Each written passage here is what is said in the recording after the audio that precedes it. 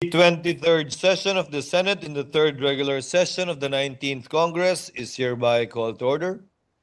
Senator Amy Marcos will lead the chamber in prayer. You are recognized, ma'am, and you may proceed. Makapangyarihan Diyos, lumalapit kami sa inyo, dala ang bigat ng aming mga suliranin bilang isang bansa. Ang aming bayan ay nahaharap sa mataas na presyo ng bilihin, malawakang gutom at mga paparating pang bagyo.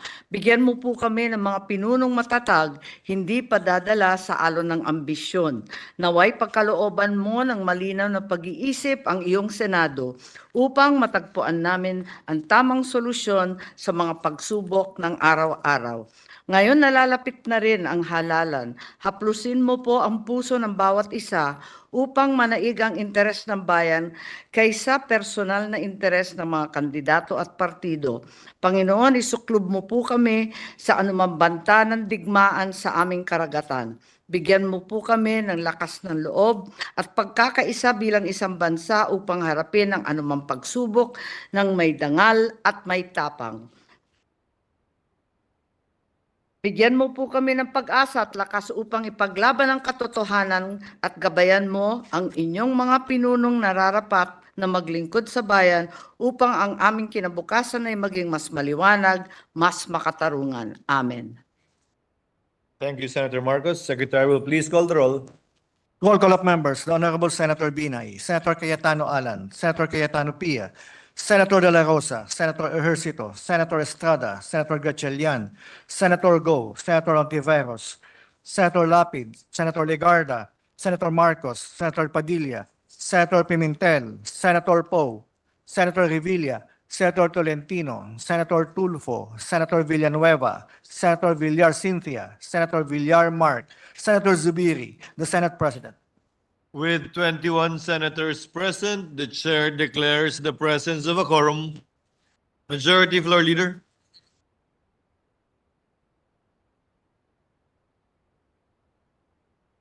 Mr. President, I move that we dispense with the reading of the journal of the 21st session Wednesday, September 11, 2024, and consider the same as approved. Any objection? Hearing none, same is approved. President, before we proceed with the orders for the day, there are some guests of the Senate that we will acknowledge. Officials from the Polytechnic University of the Philippines, headed by Dr. Manuel Muhi, the University President, as well as Professor Alberto Guillo, the Executive Vice President. Visitors from Tarlac City, headed by Punong Barangay Joseph Turla and the barangay officials of San Pascual. Tarlac City, headed by Punong Barangay Benji Inglesia.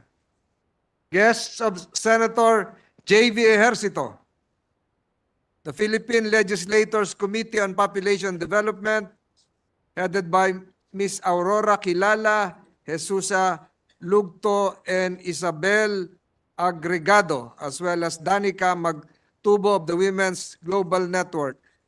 Guests of Senate President Escudero, officials of the Sorsogon First Electric Cooperative, headed by the General Manager Edwin Garcia and Isableo Barabicho, Director of Matnog District, as well as the officials of Bulan District and Irusin District, Santa Magdalena, headed by Ana De Lovino, Paz Dominguez of Bulusan, and Angel Ayala, Director of Casiguran District. Guests of this representation, Mayor Jestler Kimbo of Labason, Zamboanga del Norte, Mayor Ronald Lara of Banganga, Davao Oriental, board members of Davao Oriental, headed by Michelle Malaniaon and Honorable Nenette Palmera, and Mayor Tito Mayo of Cuartero, Province of Capiz. Guests of Senator Nancy Binay, the incoming guest of Senator Nancy Binay, senior citizens from Valenzuela, Makati City, as well as senior citizens from Olympia, Makati City. Guests of Senator Rapi Tulfo, students from Ateneo Law School. Guests of Senator Grace Po from Mindanao State University, Maguindanao Campus, Chancellor by Hejira Limbona, Vice Chancellor Raquel Santiago Arenas, Vice Chancellor Arceli Naraga, Professor Grant Lu, Professor Datu Makalandog, Rogelio Javier, and Jeremy Canlas. Guests of Senator Alan Peter Cayetano, Mayor Jane Yap, and former Mayor Baba Yap of Tagbilaran, Bohol.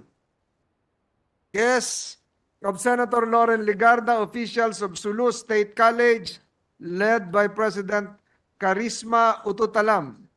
Guests of Senator Bongo, barangay officials of Labason, Zamboanga del Norte, together with barangay captains together with ABC President Annalisa Josue of Zamboanga del Norte.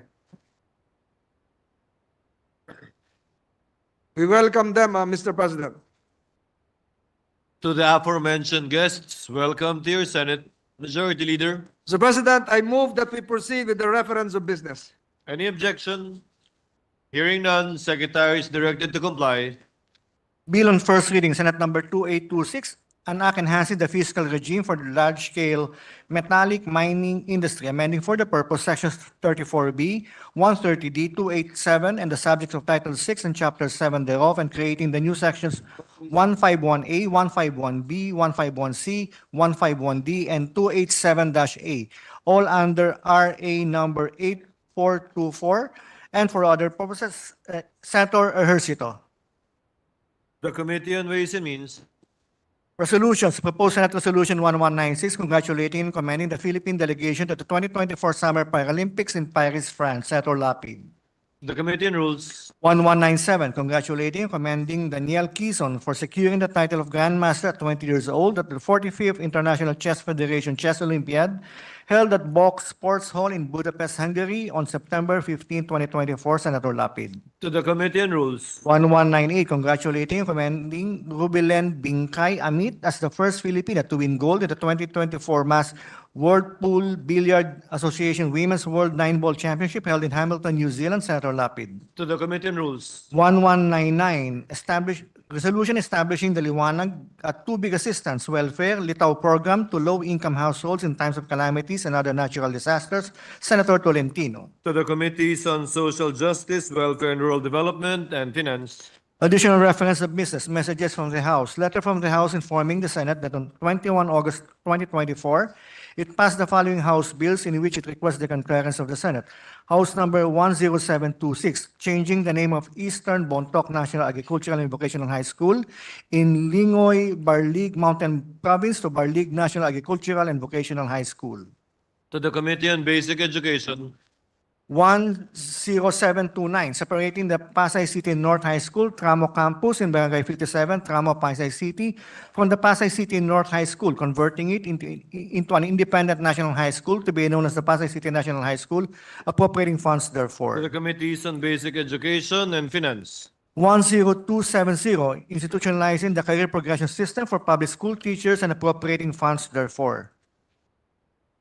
To Civil the Service. Committees on Civil Service, Government Reorganization and Professional Regulation, Basic Education, and Finance. 10522, declaring October of every year as a National Esports Month.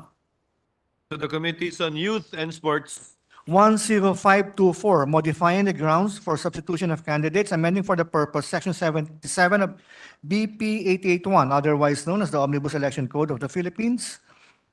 To the Committee on Electoral Reforms and People's Participation. House number 10691, prohibiting and penalizing the unauthorized practice of law and other related acts. To the Committee on Justice and Human Rights. 10699, providing for cheaper and more accessible internet for all. To the Committees on Public Services and Science and Technology. House number 10723, exempting incentives, rewards, bonuses, and other forms of emoluments received by national athletes and coaches from taxes, amending for the purpose RA 10699, the National Athletes and Coaches Benefits and Incentives Act. To the Committees on Sports and Ways and Means. Letter from the House informing the Senate that on 21 August 2024, it designated Representatives Balmayor Jr., Alvarez, Salceda, Mercado Revilla, and Daza as conferees of the Bicameral Conference Committee on the disagreeing provisions of House Number 9662 and Senate Number 2450, establishing a framework for blue economy. To the Committee on Rules. Letter from the House informing the Senate that on 27 August 2024, it designated Representatives Arenas, Tupas, Rodriguez, Gonzales II, Tanwaco III, Acheron, and Libanan as conferees of the Conference Committee on the disagreeing provisions of House Number 9034 and Senate Number 2665, authorizing the President of the Philippines to establish archipelagic sea lanes in Philippine archipelagic waters. To the Archives. Letter from the House dated 15 August 2024, transmitting to the Senate a copy of Resolution Number 229, resolution informing the Senate that the quorum being present, the House of Representatives has entered upon the exercise of its functions, which was adopted by the House on 22 July 2024. To the Archives. Letter from the House informing the Senate that on 21 August 2024, it adopted Senate Number 2780 as an amendment to House Number 10722, an act granting juridical personality and legal capacity to the Board of the Fund for responding to loss and damage due to climate change. To the Archives. Letter from the House informing the Senate that on 21 August 2024, it concurred with the Senate amendments to the following House bills. House Number 8484, upgrading the Bangi District Hospital in the Municipality of Bangi, Province of Ilocos Norte, into a Level 2 District Hospital, appropriate funds therefore. And House Number 8491, converting the Dr. Catalino Gallego Nava Provincial Hospital in Jordan, Province of Guimaras, into a Level 2 hospital and appropriate funds therefore. To the Archives. Letter from the House informing the Senate that on 27 August 2024, it ratified the Conference Committee reports on the disagreeing votes of House Number 6580 and House Number 8254, creating additional branches of the RTC in the 4th Judicial Region to be stationed in the Municipalities of Rosario, San Juan, Batangas, and appropriate funds therefore. To the Archives. Majority Leader. President, I move for a 1-minute suspension to restore silence in the chamber. Prior to suspending session for 1 minute, Chair would like to once again remind our guests in the gallery to kindly settle down. Session is suspended.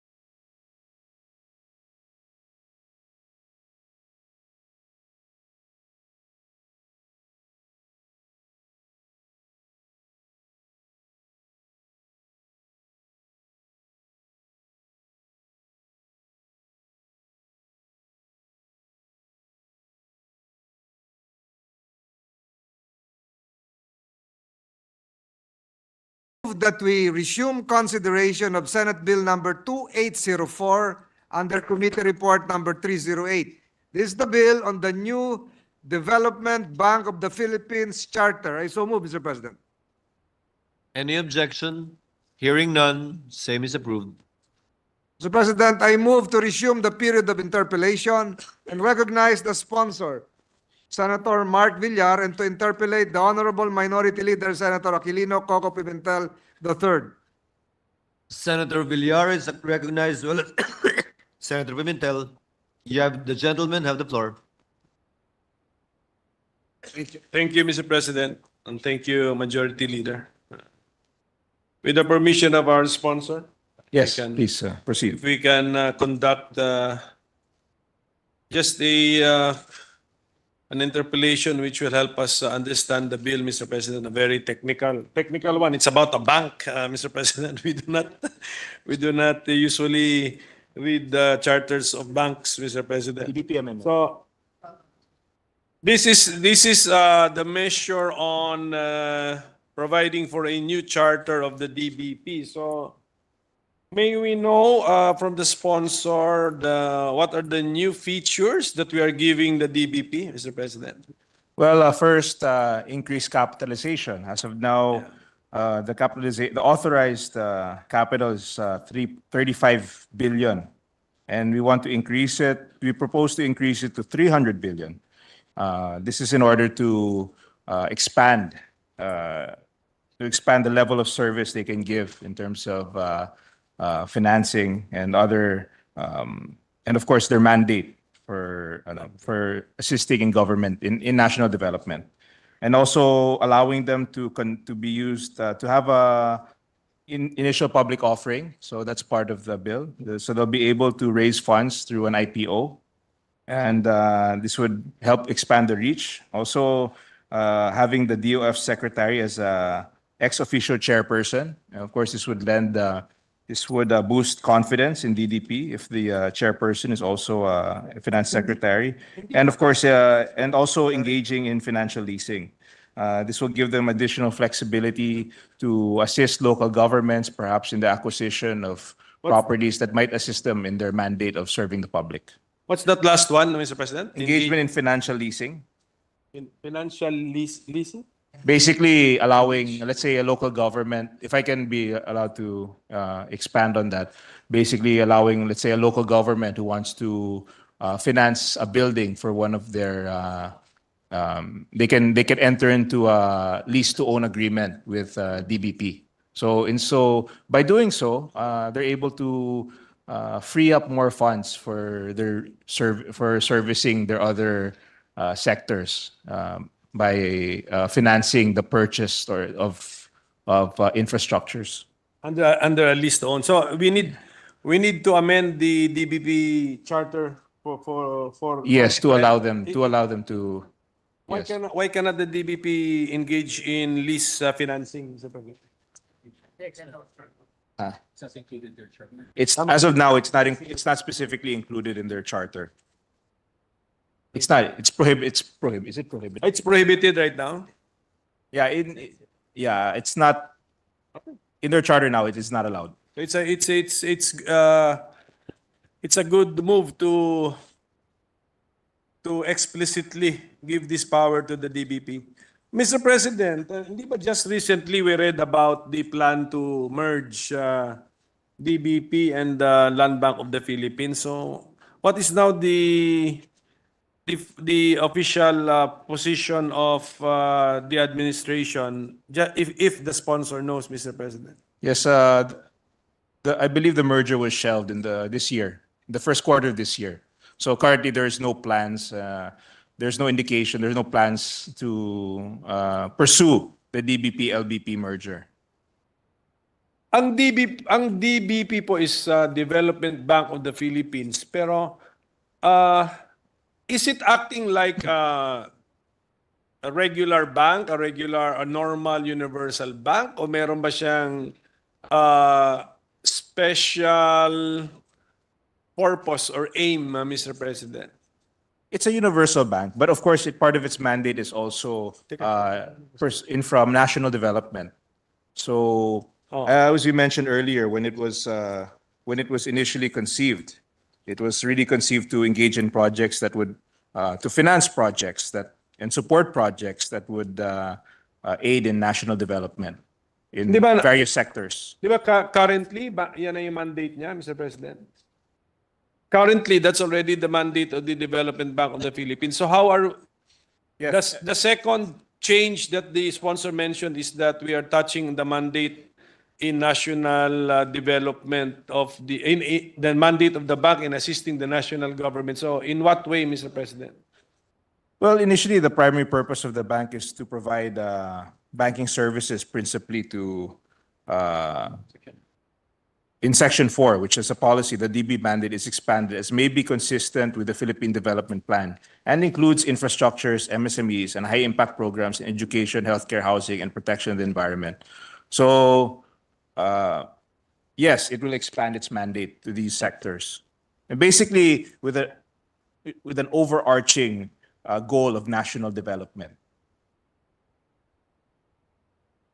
Pero, ano po ang bago, Mr. President? Parang ngayon, partner na siya in national development. Sa ngayon, I believe so, Mr. President. Ano ba yung specific latter? Ano ang bago Yeah, sa Section 4 sa enumeration of... In the former mandate, it reads as the primary purposes of the bank shall be to provide banking services, principally to service the medium and long-term needs of agricultural and industrial enterprise, particularly in the countryside, and preferably for small and medium-scale enterprise. That's the initial. So by changing the objectives, we create a wider, a wider scope for the bank to help in national development.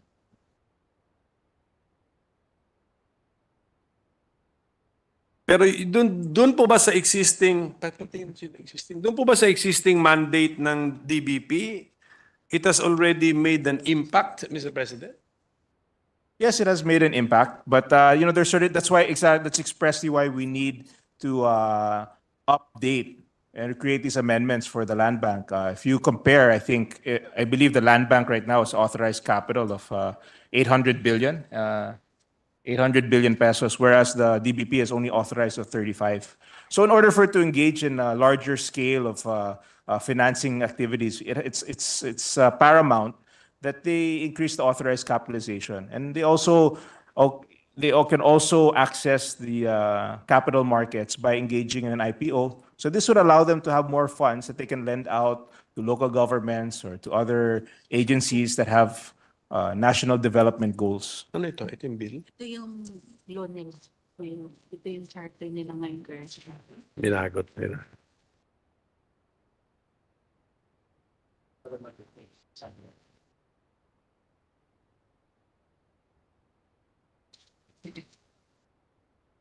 So the sponsor mentioned the land bank pala is almost is more than 20 times larger than the DBP. The authorized capital of in land bank authorized is capital. much larger than DBP. So right now the authorized capital stock of DBP is 35 billion, and who has subscribed to this authorized capital stock of DBP? Only the national government is subscribed. Fully paid na po. Is it paid up? Fully paid up? 22 of 35 ang paid.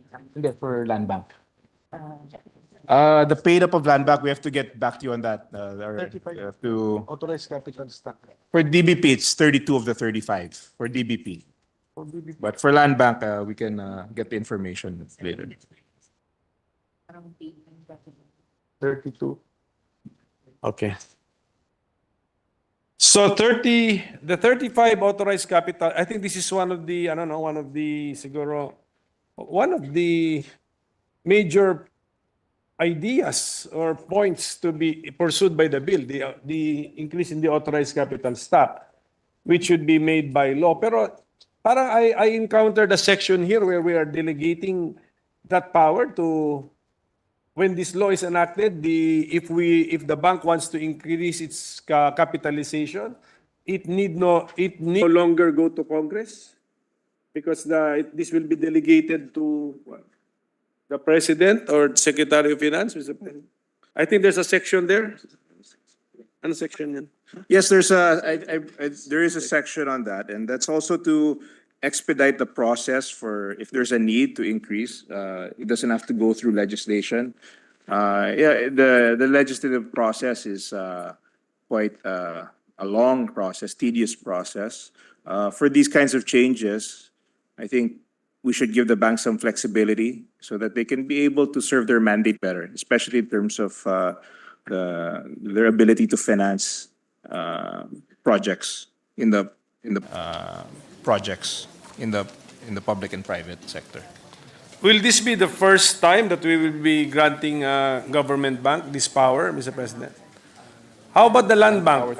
May power ba sila to increase their capitalization without going to Congress? Yes, the land bank has that power, Mr. President.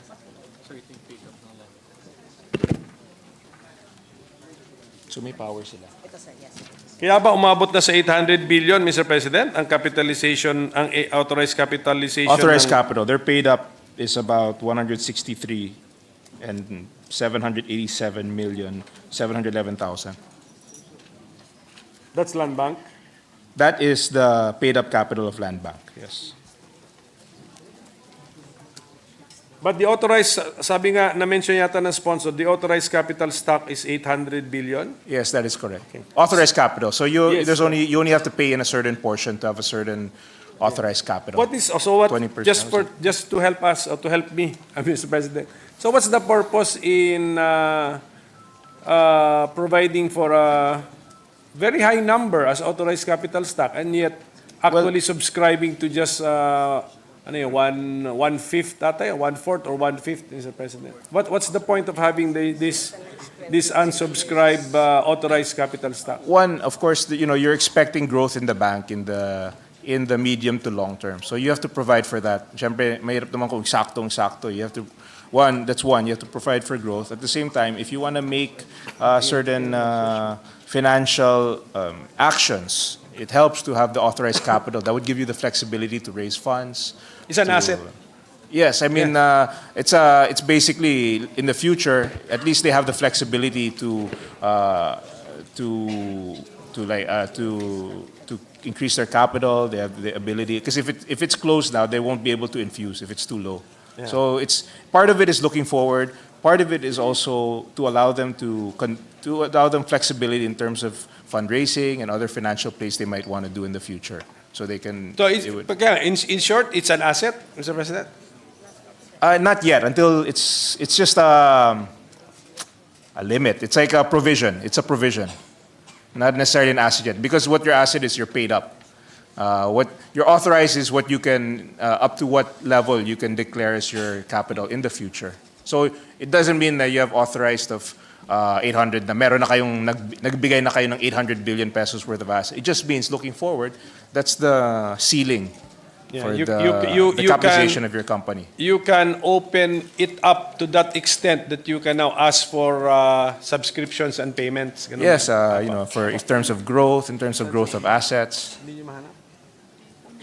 May we know from the sponsor what provision of law grants the land bank, hindi DBP, the land bank of the Philippines, the similar authority to increase its authorized capital stock, because we cannot seem to find it, Mr. President. RA 7907, the Act amending Republic Act number 3844 as amended, otherwise known as the Code of Agrarian Reforms in the Philippines. So I can read it also. The board, upon the recommendation of the Secretary of Finance and with the approval of the President of the Philippines, may increase the this is referring to land bank, may increase the capitalization of the bank up to such an amount as may be necessary to attain the objectives of this act. Sige. Section, ano po? Section... Section 4, Section 4. Thank you for that, Mr. President. So, at least we have established that this idea, this delegation of the authority to increase the capitalization of a government bank has already been It's a precedent, granted yes. and applied in the case of the Land Bank of the Philippines, Mr. President.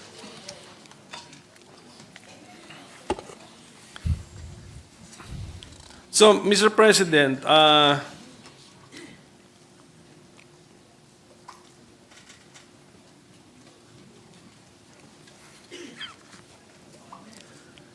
There's also a section here where kasi 'di ba we will now increase the authorized capital stock, and then we will allow the bank. Ayun, tama. We will allow the bank to anong tawag doon? Yung initial public offer. IPO, yes.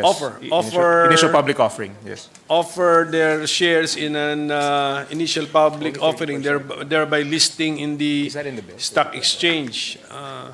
Will this be the first government bank listed in a stock exchange, Mr. President? Yes, in the Philippines, that is correct.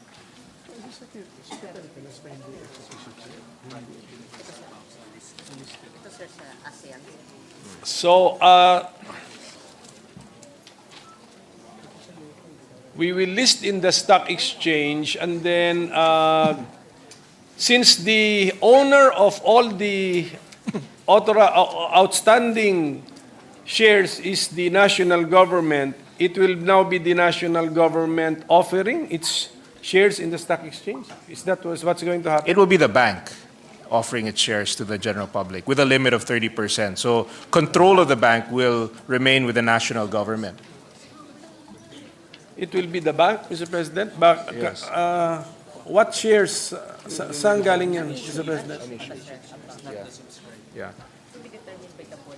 Yeah. It will be the unissued shares of, most likely it will be the unissued shares of the bank that will be offered. Although government owns 100%. Mas alam ni sponsor ito, Mr. President, yung mga listings sa stock exchange. So, Yes. how do private corporations do it ba? When they list in the stock exchange, don't they offer for sale in the stock exchange the already issued shares, Mr. President? So these are the shares of the corporation, but the stockholders now are the ones trading, Mr. President. Yeah, there's when you do an IPO, there's what they call the primary and secondary offering. The primary being the primary offering going where the proceeds go straight to the company. Secondary offering goes straight to the shareholders. So I think depending on the appetite of the whoever's depending on the appetite of the institute or the corporation, those are there are many different variants to the IPO. So it really depends on what the goals are of the, is it the goal is to raise funding for national government, or is it to increase the capital of the bank? So I guess it really depends on what the board decides is their strategy and what for purpose. I can only speculate in the future as to what that might be, but in this bill, it gives them the ability to raise funds through an initial public offering. Without giving up control, of course. It only 30%. Sige po. So we keep on returning to the idea that the bank needs to raise funds. Hindi po ba by law we sequestered some of the funds of DBP and surrendered this to the Maharlika Investment Corporation to the tune of That 25 billion? that is an equity investment in DBP. In Maharlika. 25 billion po, di ba? Yes, Tama. equity investment in Maharlika. Yes. If the authorized capital stock is only 35B, so that does that mean that the 25B invested by DBP in Maharlika came from What's the asset? its the deposits it held, Mr. President? These are what they call investable funds. That's where it was derived. As you know, these financial institutions have these investable funds that that is parked with them, and that they have to invest in certain areas in order to achieve the rate of interest that will allow them to generate a profit.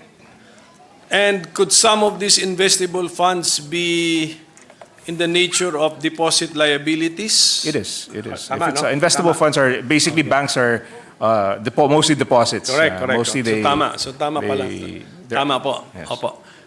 So, yung investment ni DBP sa Maharlika did not cause for the request of this increase in the authorized capital stock. No. there's Independent po ito. Independent po ito. I think it's more to make it competitive, also with land bank. I mean, if you look at the authorized capital and the amendments made with there, this makes this bank more competitive and more responsive to the needs of their clients. So at present po pala, the Secretary of Finance is not the chairperson of the board of the DBP. No, he's all come from the private sector. He's not the chairman now. So ang chairman would be an appointee of the president, no? So papalitan po natin 'yon. Ayun na mangyayari. So any other changes in the board composition, Mr. President? Will also be added. And also the NEDA secretary will also be added to the board. The secretary will be added. Yes. Oh.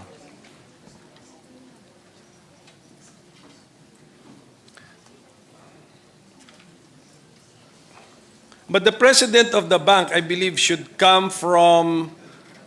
will be elected by the members of the board of the bank. Is that in our measure, Mr. President?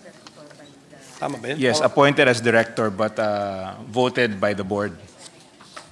So the board will choose from among their members who will be president of the bank. Ganun po ang mangyari. Yes, that is correct. And then the Secretary of Finance will be the Ex officio ex-officio chairperson. member of. This is in order to, at least one of the benefits of this will be to align the strategic plans of national government with the national goals of government with the strategic plans of the DBP. Bakit po kaya sa umpisa ay hindi government official yung chairman ng DBP? Bakit kaya? What was the just in case the sponsor knows when the DBP was created, how come I can only speculate, Your Honor, as to why this was the initial, but it is the opinion of the DBP that their interest would be served better if the DOF chairman if the DOF secretary serves as the ex officio chairman. It would lend more, I guess, weight and credibility, and improve the decision making in terms of, and improve also the policy and the alignment of the objectives between DBP and the national government. But pagdating po sa Land Bank, si Land Bank from the very start, ang chairman si Secretary of Finance. Tama po ba yan? Yes, that is correct. So there must have been a reason, Mr. President, how come iniba natin ang treatment natin sa DBP sa Land Bank? Maybe sa purposes nila.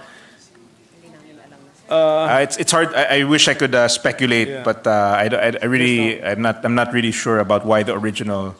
But all I can say is these amendments are based on the recommendations of the DOF and the DBP, and they feel strongly that they will improve the level of service. So I am in favor of that and supportive of their opinions. Is there no one among our resource persons from the DBP who has some parang And I think if I can add, institutional Yes. memory of and also this is also I think relevant, was nauna kasi yung charter ng DBP sa Land Bank. So perhaps the Land Bank themselves saw that there were these changes that needed to be made, and they were able to address them, or they were able to adjust. So this is really the DBP was really the original, I guess. It was the one that came first.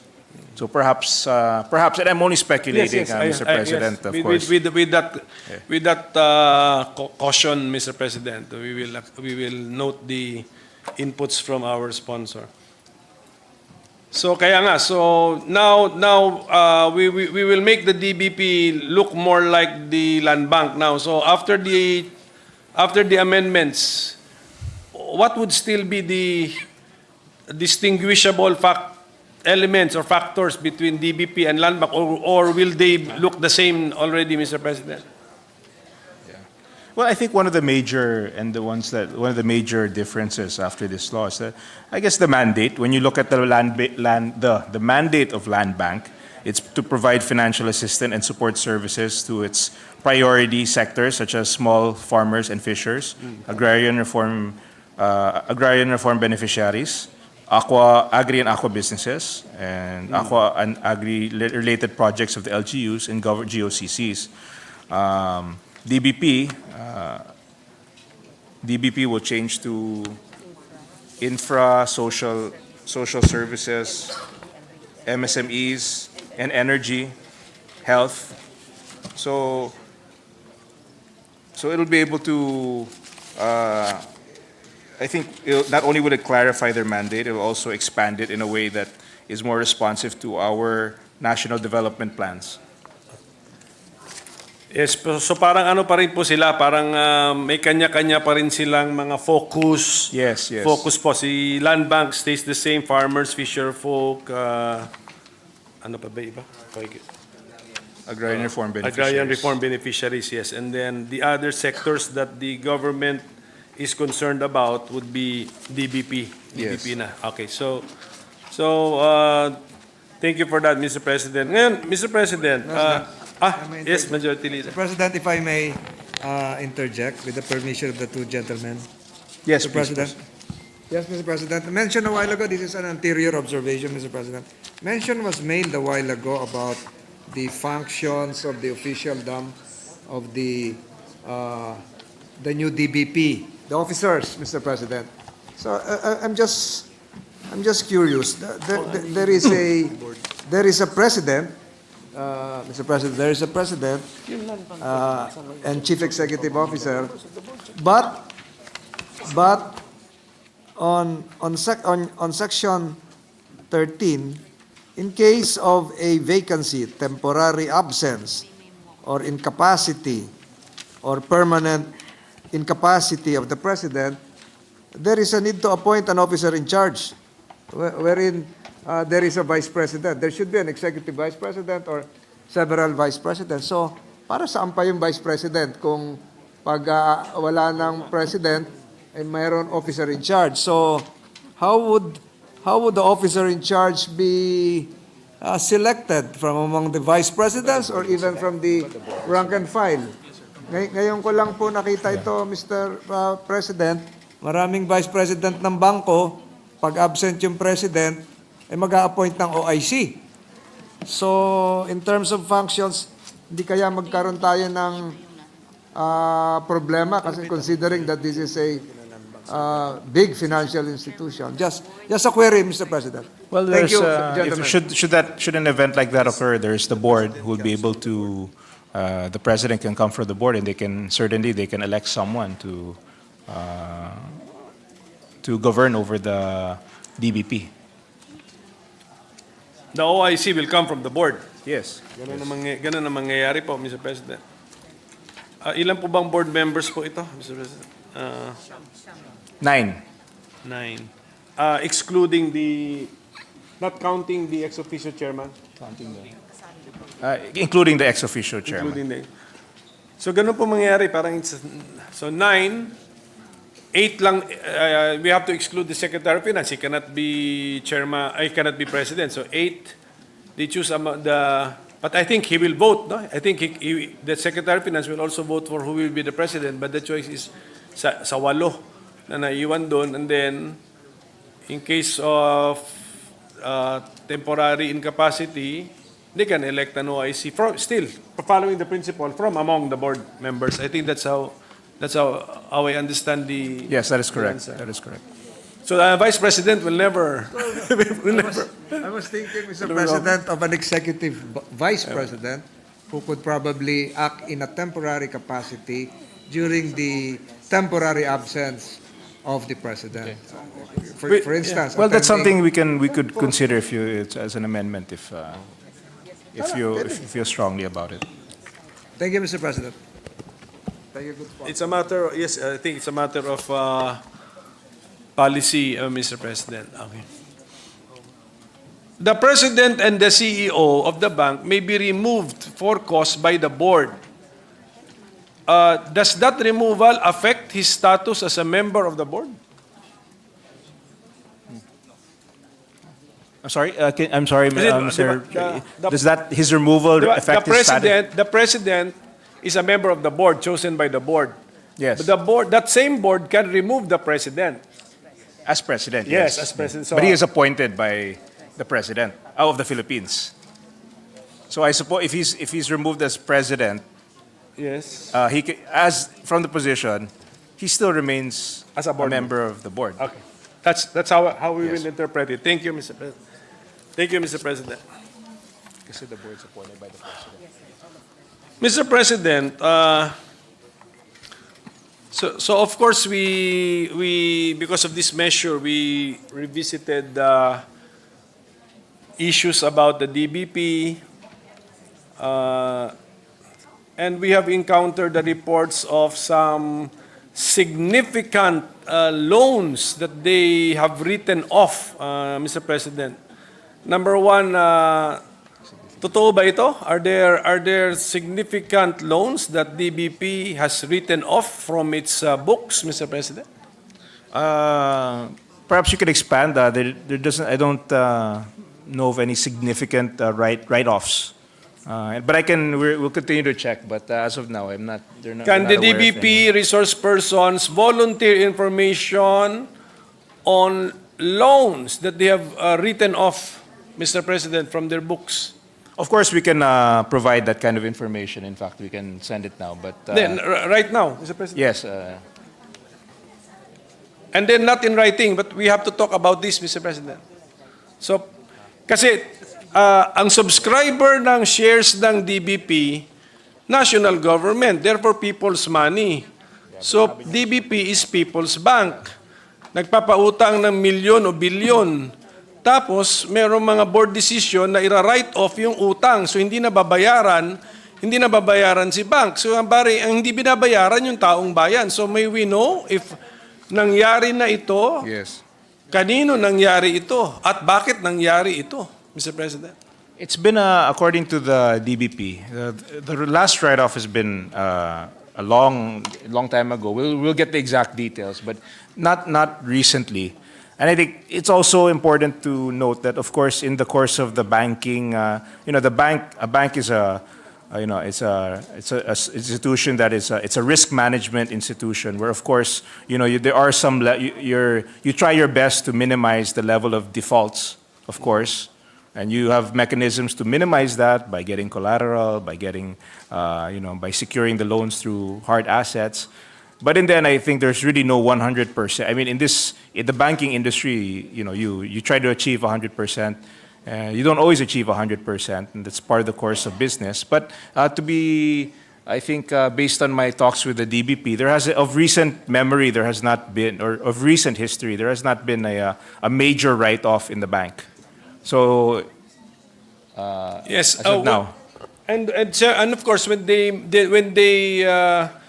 render the report or give us the report, they can state the year and then under whose leadership, kasi hindi naman sa current leadership yan. I mean, klarong-klaro po yun. But I think the current leadership, since this is still the People's Bank, if asked, should tell the people, ito yung nangyari 10 years ago, 15 years ago, billion, write-off, ito po yung umutang, hindi na po siya kailangang magbayad nitong billion na utang, at ano yung binigay na reason nung board na dati, hindi yung present board. But just a general question, Mr. President.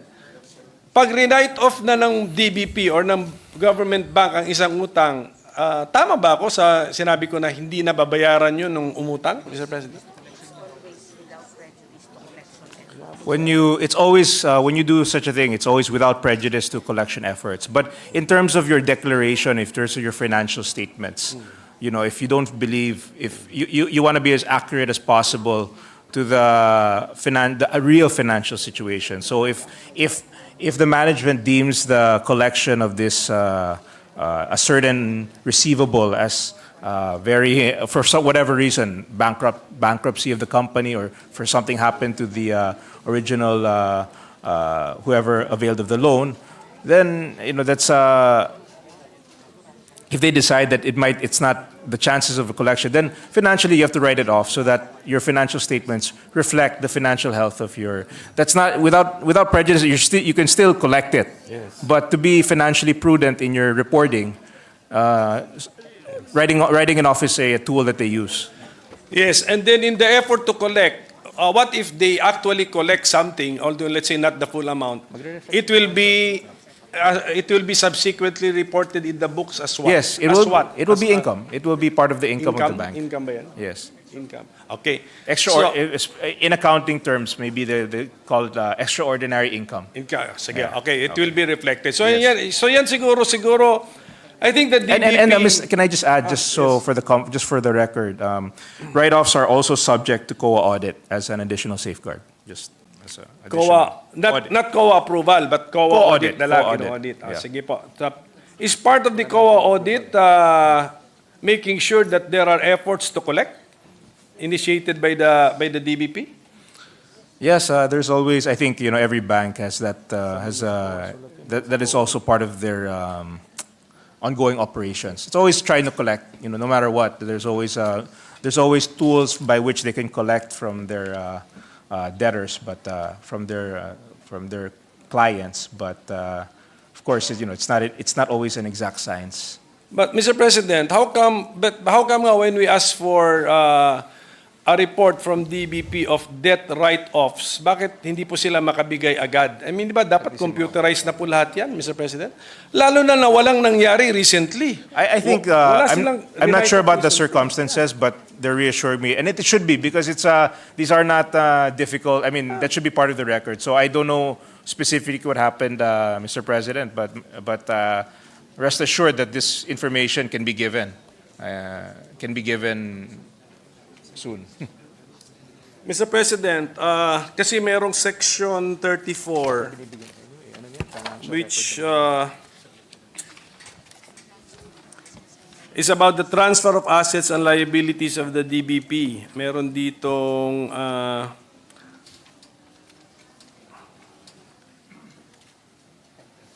what is the interpretation or explanation of the sponsor on Section 34? What is this all about, Mr. President? On Section 34 of Senate Bill number 2864, the provision can be interpreted as to adopt a policy of yielding to the authority of the ultimate owner of DBP as a GOCC, the state acting through the national government. In any case, the provision will not result in taxpayer bailout of private commercial interests, since under Section 7 of the proposed charter, the national government would at all times retain at least 70% of the outstanding capital stock of DBP. The possibility of write-off is embedded in the terms of Section 34, but is left ultimately to the discretion of the national government, in the same way that the terms of the transfer in general is subject to the mutual approval of the bank and national government.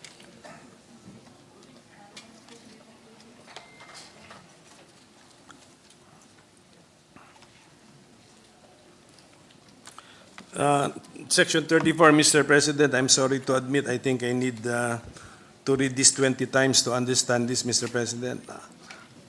Pero just to get from the sponsor, there is a mention of appropriate authorities, page 14, line 9.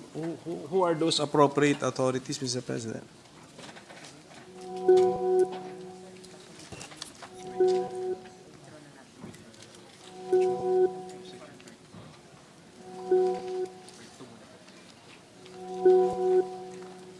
Yes, actually, I spoke to them. I spoke to the DBP about this particular, and it's part of the amendments that we'll be proposing is to remove this from as it is not part of the existing charter of other GFIs such as LBP, Land Bank of the Philippines. So, The entire section? so yes, 34 and 35 of the committee report. Yes.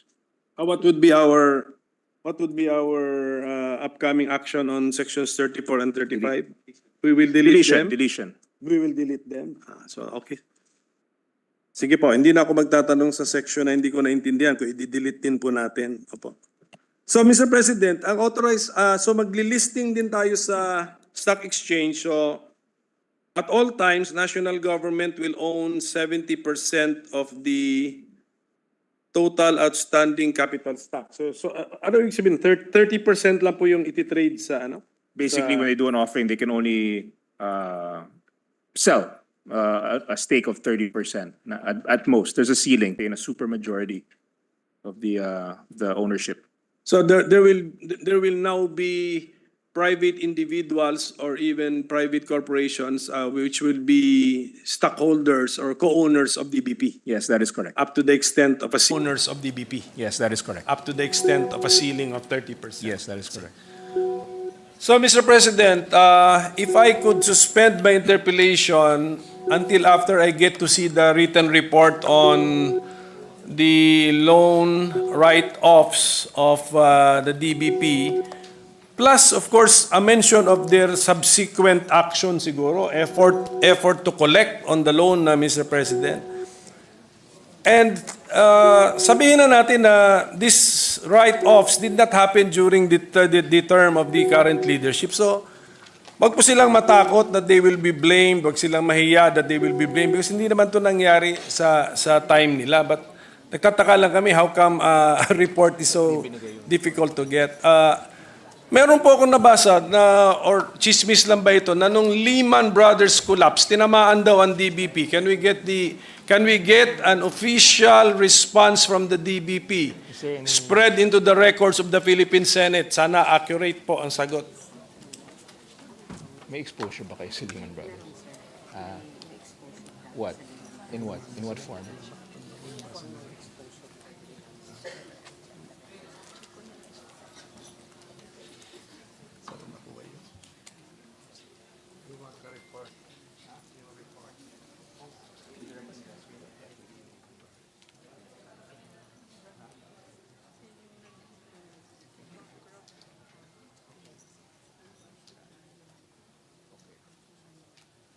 What year was that? So I believe it was around that time during the crisis, that Asian crisis, I believe 2008, the DBP purchased a bond issued by Lehman Brothers, I believe. I'm not, but there was exposure. You bought it 2008 or? Sorry, my mistake. I said 2008. They bought it earlier. And as you know, in 2008, as we all know, that 2008, that's when the financial crisis hit. But yes, there was exposure to a bond issued by Lehman Brothers, and it was purchased before the crisis of 2008. Magkano po? Magkano ang tama ng DBP?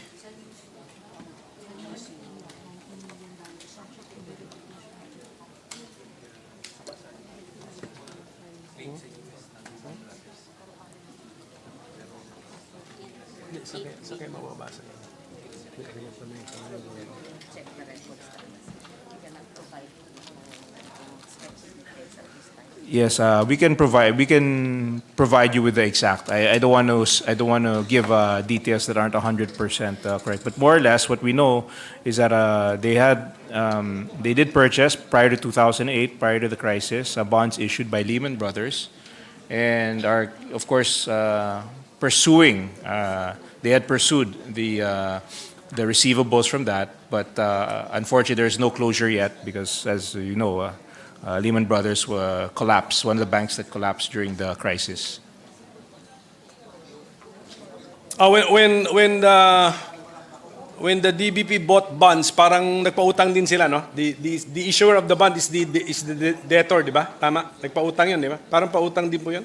Well, no. When you buy the bonds, it's you're deploying usually banks, you do that. They deploy investable funds to purchase various financial instruments. And I think, to be fair, at the time, Lehman Brothers was up to that point where it was exposed in the 2008. It was considered a very safe investment, probably the high grade investment prior to what happened in 2008 because of the subprime crisis. Yes. But prior to that, to be fair, there's the Lehman Brothers prior to that was considered a very safe investment. Unfortunately, we all know what happened during the crisis. Underlying a bond issuance is actually a loan transaction, di ba? Kasi a bond is a promise to pay principal plus interest, di ba? Yeah, it's a basically, in a way, okay, yes, it's a different It's a way. loan, Yes, okay. it's a basically a loan. It's a Ngayon, loan. for those of us interested in the documentation of DBP's engagement with Lehman Brothers, where can we find this? Is there a brochure, a study, a paper issued, or a website on that, Mr. President? Sorry, a website on. Can we ask the DBP? Ito yung the DBP's exposure to Lehman Brothers. I'm sure, no pumutok siguro yan, tinamaan sila. We cannot even state the amount kung magkano. I'm sure they initiated some investigation. And I'm sure they documented the results of their investigation. For those of us who are interested in pursuing the issue or knowing more about the issue, is there some publication that we can access, Mr. President? A book, a magazine, a report, of course, a website? I'm sure we can always look into, we can submit because there's always reporting every year. Banks are required to do these reporting every year, so I'm sure we can look at the archives and find it. And if I knew in advance, I would have prepared. They confirm Yes. it that They can there find is- it. They can find it. So hopefully we can if we can get it in advance so that we can ask them to retrieve these files because that was 16 years ago. Yes. So you know. So, it's, kaya nga, Mr. President, and then we are, siyempre, and they were, siguro at that time, their authorized capital stock was 35 billion. Yeah. Pa rin. It- But now, we want them 300 billion. And then we give them authority to even increase their authorized capital stock on their own. May mga ganitong pangyayari na we need to understand before we approve everything, Mr. President. Yun lang yung concern ko, Mr. President. I just need to understand, but I don't know if that is shared by our colleagues. I think Mr. to be President. fair, during when we do when we do our actuarial analysis of our investments, it's always prudent to have a wide range of investments in various, perhaps even internationally, locally. This is just part of the prudent risk management. So. It's nothing. There's nothing irregular about investing in international institutions. This is also to spread the risk. This is also for the benefit of the depositors, and also To be fair, and also it was the financial crisis happened in 2008. The time that they invested in these bonds, I'm not sure, but it might have probably it was even way before that. So it could have been that it's been I'm just speculating, but. It could be that they've been investing in these instruments for a much longer time and they've been benefiting them for a long time. But as in, you always have when it comes to risk management, there are always these occurrences that might happen that you cannot anticipate. So it's all part of the risk management strategy of the bank. It's hard, you wouldn't say that it's deliberate, but the reality is that is precisely why it could happen locally. There could have been some issue that happens locally. It just so happened that it happened internationally. Not to say that they didn't invest prudently, it's just that, that's part of, that's precisely why you have a wide range of investments. So should something happen like that there's some sort of crisis or something, at least your risk is spread out. So, just to be fair to the bank. But for those of us interested, meron po ba public? But yes, we can provide the information. It's just, we last just need question time. na lang siguro, Miss, for this particular time. May we know what lessons the DBP learned from their hit from the Lehman collapse, Mr. President? I think it's the same lesson that we all learned. The issue of subprime was something that very few people up to the last minute were able to anticipate. The banks were issuing debt that was grade AAA, but it wasn't, even though it was grade AAA, the reality is the underlying assets of those bonds were not AAA, but they were declared as investment grade. And a lot of people did not see that. They always assume mortgages are very safe instruments because people are buying houses and people pay that. Unfortunately, during that crisis, that's what happened. And I don't think, to be fair, very few people were able to anticipate that happening during the time. Of course, we can come up, I'm sure the DBP can readily explain their investment strategies. But on my part, I understand why they would spread out their investments in international and institutions. A lot of people were affected by that, not just... A lot of people bought instruments that they thought was AAA, that was graded by Moody's, it was graded by very respected agencies as AAA, and yet it didn't turn out that way. But again, that's part of risk management. That's not to say that there was fund misuse, but I think that's just part of the banking. That's the part of the banking industry, that there is risk involved, and sometimes you can't control every aspect of your investments.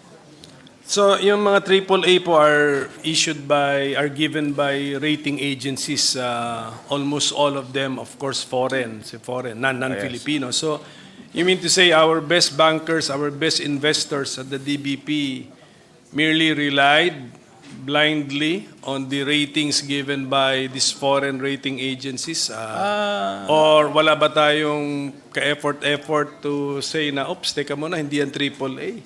No, Ano I yan? think Basura yan. to be fair, it wasn't just, there's several rating agencies who declared subprime as investment grade instruments. So to be fair, it's not blind. I wouldn't, maybe the terminology of blindly would be unfair to them. I think, it was that was a very particular crisis caused by a very series of events that a lot of people were not able to anticipate. Even the best financial analysts in the world, all the major banks were not able to anticipate that. So to be fair to the DB, I'm just saying in terms of if we're gonna question how they handled that, I think to be fair, it was something that was internationally. It was a circumstance that was internationally very few people were able to predict.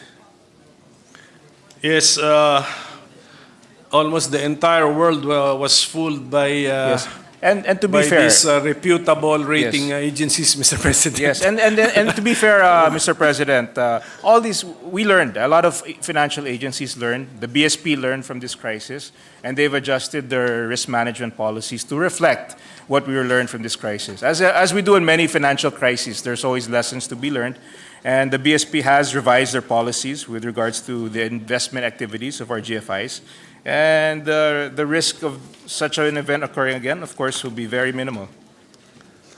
Sige po, but ulitin ko po, for those of us, maybe hindi lang itong representation, maybe mga nanonood sa ating mga kababayan natin who want to read up on this particular issue, I hope the DBP can point to us the reference material or give us the reference material. So we'll know what happened, how much.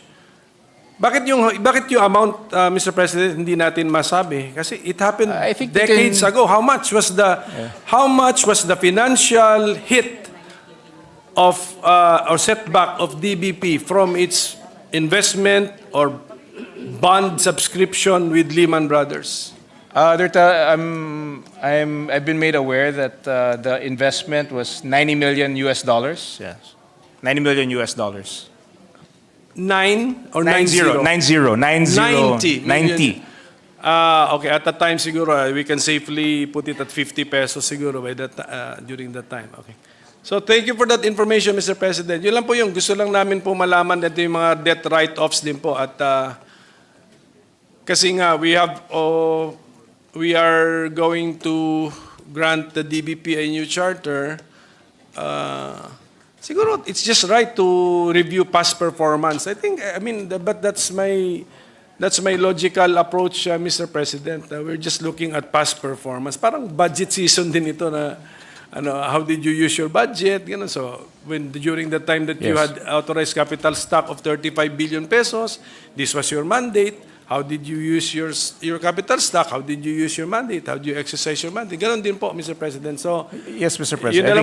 na lang po siguro yung pending request ko po on materials on the two issues, the debt write-offs and then the Lehman Brothers exposure, Mr. President. But in the meantime, yes, in the meantime, with the permission of the Senate President, if we could suspend. Tapos, pag nasabit na, madaanan na natin, this representation can manifest na kung wala na po akong further interpellation, pwede rin po mangyari yun. But pwede rin po magka-further interpellation, pero kakonti na lang po. Limited na po dun sa dalawang topics na yun, Mr. President. So with that, Mr. President, this representation would like to suspend this interpellation on this measure. Thank you, Minority Leader. Mr. President, I move to suspend consideration of Senate Bill number 2804. Is there any objection? There being none, motion is approved. The Chair would like to seek a minute suspension. Session suspended.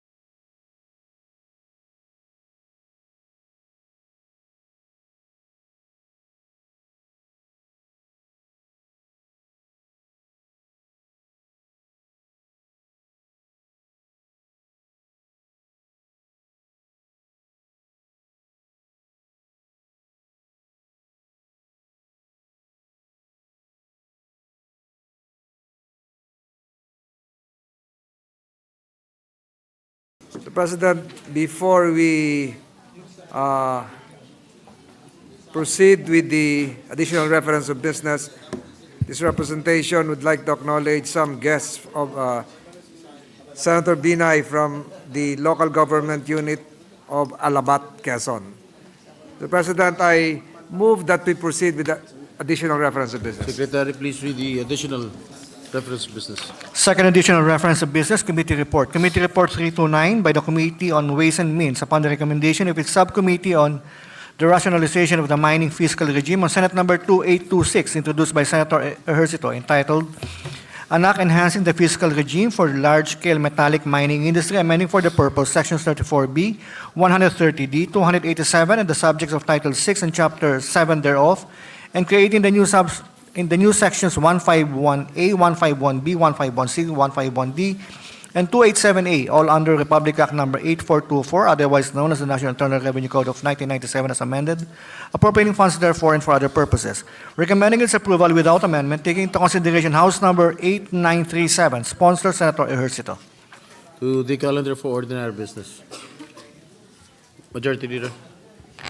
Mr. President, I move that we transfer from the calendar for ordinary business to the calendar for special orders, Committee Report number 329 on Senate Bill number 2826. This is the bill just read, enhancing the fiscal regime for metallic mining industry. I so move, Mr. President. Is there an objection? There being none, motion's approved. Mr. President, I move that we consider Senate Bill number 2826 under Committee Report number 329. Is there an objection? Motion's approved. Consideration of Senate Bill number 2826 is now in order. The Secretary will read only the title of the bill without prejudice to inserting into the record the whole text thereof. An Act Enhancing the Fiscal Regime for the Large-Scale Metallic Mining Industry, amending for the purpose Sections 34B, 130D, 287, and the subjects of Title 6 and Chapter 7 thereof, and creating new sections 151A, 151B, 151C, 151D, and 287A, all under RA 8424, otherwise known as the National Internal Revenue Code of 1997 as amended, appropriating funds therefore and for other purposes. Majority Leader. Mr. President, with the permission of the Chairman of the Committee on Ways and Means, I move to recognize Senator Joseph Victor Ejercito, the Chairman of the Subcommittee on the Fiscal Regime for the Mining Industry, to deliver the sponsorship speech. Senator Ejercito is recognized. Yes, Mr. President, my dear colleagues, good afternoon. It is my distinct honor to rise today to sponsor and champion Senate Bill number 2826 under Committee Report number 329, or the Enhanced Fiscal Regime for Large-Scale Metallic Mining Act, one of the priority measures identified in the Legislative Executive Development Advisory Council in the 19th Congress. As the Philippine economy continues to recover from the lingering effects of the economic downturn brought about by the recent global pandemic, it is crucial that we leverage every available resource to strengthen and revitalize our economic standing. This proposed measure helps to answer that call. The mining sector stands out as an industry we can leverage to achieve this aim. With the latest data presented by the Department of Finance, a total of 115.66 billion of taxes, fees, and royalties were collected by the national and local government units for a period covering the year 2020 to 2022. This means that an average collection of 38.55 billion every year. Mr. President, our nation's economic managers see vast potential for growth in this sector, which remains underutilized and underdeveloped. According to the Mines and Geosciences Bureau of the DNR, out of the 9 million hectares identified as having high mineral potential across the Philippine archipelago, only 2.52% is covered by mining tenements. Moreover, NEDA Secretary Arsenio Balisacan, in a recently held forum on the revitalization of the industry, underscored that mining had a modest contribution of 0.5% of the nation's gross domestic product, or GDP, by the end of 2023, which points to the fact that there is still room for significant growth. In addition, it is undeniable that the mining sector contributes to the generation of additional jobs for our kababayans, which represents 0.45% to the total employment of 212,247 jobs in 2023. It is only noteworthy to mention the mandatory social environmental expenditures of the mining sector, which covers the annual Environmental Protection and Enhancement Program, safety and health programs, annual social development and management programs totaling 26.05 billion from 2012 to 2021. With our nation having some of the world's largest mineral reserves in nickel, copper, cobalt, chromite, and gold, among other precious metals, the Philippines is strategically poised into the growing global demand for green technologies. By responsibly harnessing our abundant mineral resources, we can ensure maximum benefit for the Filipino people while contributing to a more sustainable future. Mr. President, the strategy framework outlined in the Philippine Development Plan for 2023 to 2028 identifies the revitalization of our industrial capacity through science, technology, and innovation-led industrialization as key objectives. The revitalization seeks to achieve several interconnected outcomes: the creation of higher quality employment opportunities, the expansion of our domestic market and supplier network, the development of robust value chains, and the enhancement of linkages across sectors. Mr. President, we wholeheartedly support this strategic vision. The bill before us today serves as a critical building block realizing the objectives of the Philippine Development Plan.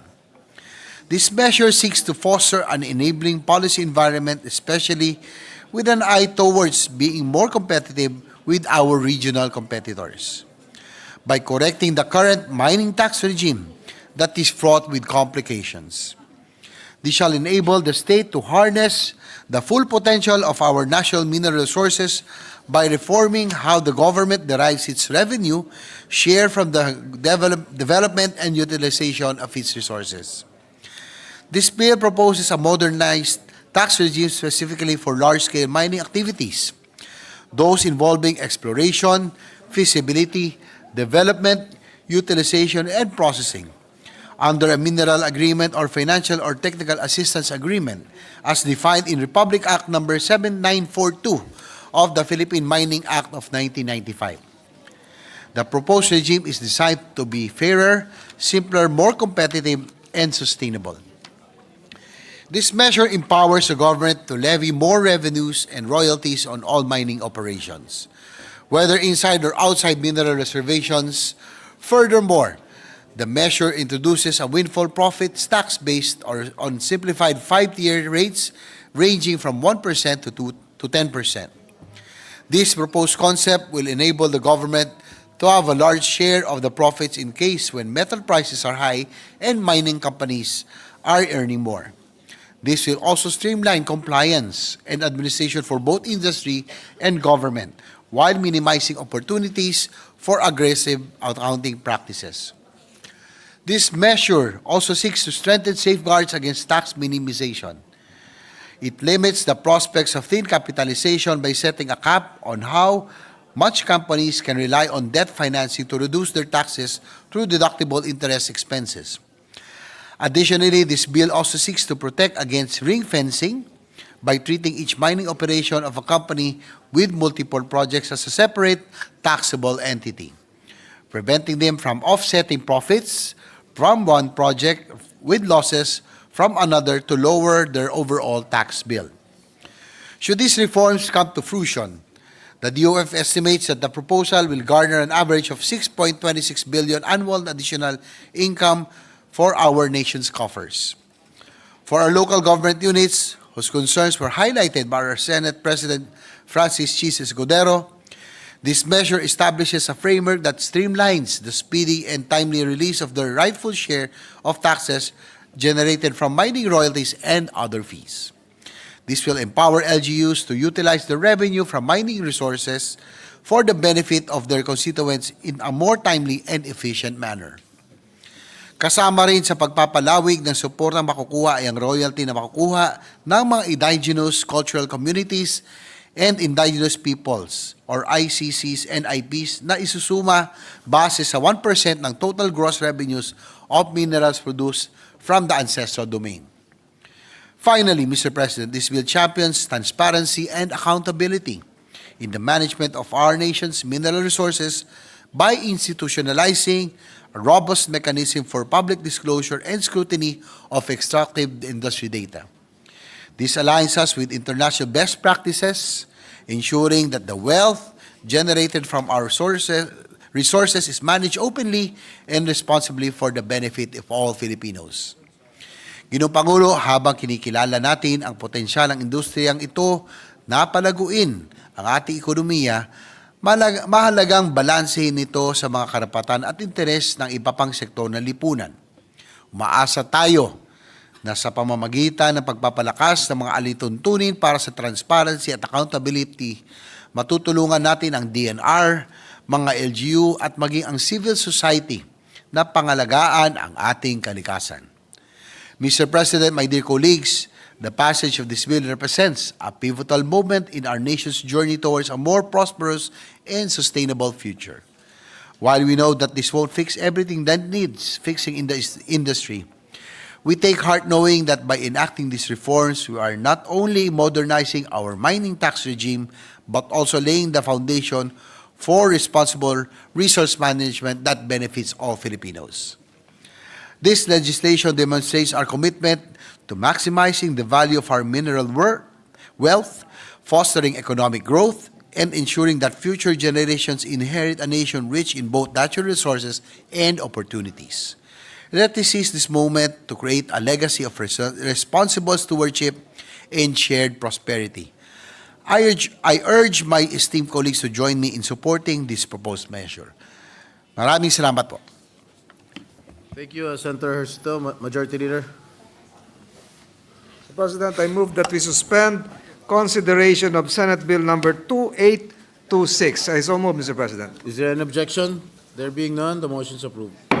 Mr. President, on September 9 this year, 2024, the Philippine Senate adopted proposed Senate Resolution number 631, the resolution commending the Masungi Geo-Reserve project for being conferred the Inspire Award during the 2022 United Nations Sustainable Development Goals Action Award held in Bonn, Germany. Today, we are honored to be joined here at the plenary by the outstanding team behind the Masungi Geo-Reserve project led by Ms. Ann Dumalyang, trustee of the Masungi Geo-Reserve Foundation, together with the following representatives from the team and community: Mr. Juan Parian, Mr. Francia Abe, Mr. Willing Rotacio, Mr. Rohel Picol, Aaron Sugitan, and Ms. Ana Reyes. To our honored guest, welcome to your Philippine Senate. Mr. President, I move that we suspend the session for 1 minute to allow our esteemed guest to accept the adopted resolution. Mr. President, I may invite our colleagues to join the Senate President and awardees at the rostrum. Session suspended for a minute.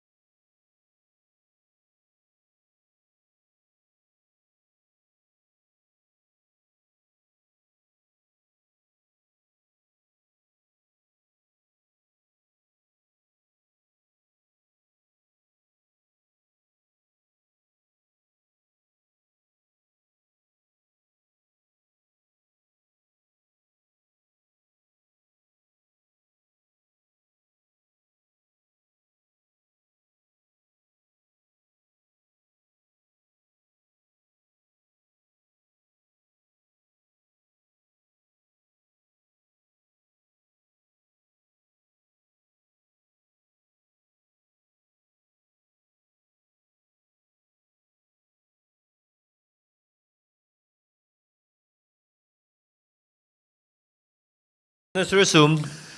Mr. President, I move that we resume consideration of Senate Bill number 2804 under Committee Report number 308. This is the bill on the new DBP charter. So move, Mr. President. Any objection? Hearing none, same is approved.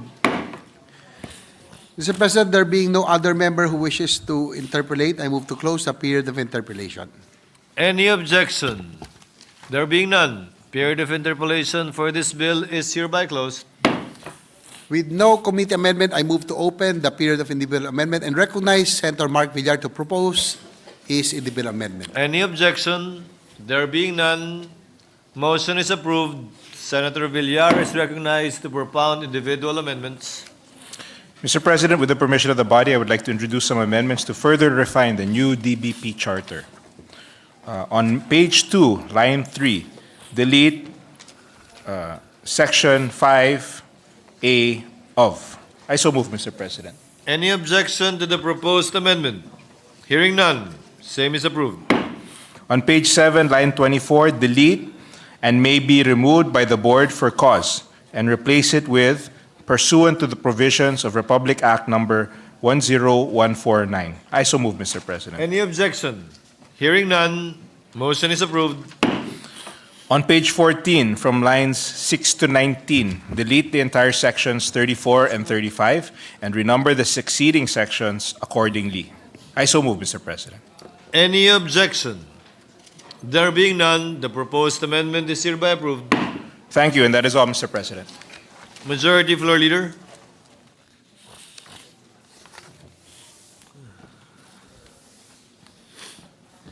Mr. President, I move to suspend consideration of Senate Bill number 2804. Any objection? There being none, motion is hereby approved. Session is suspended.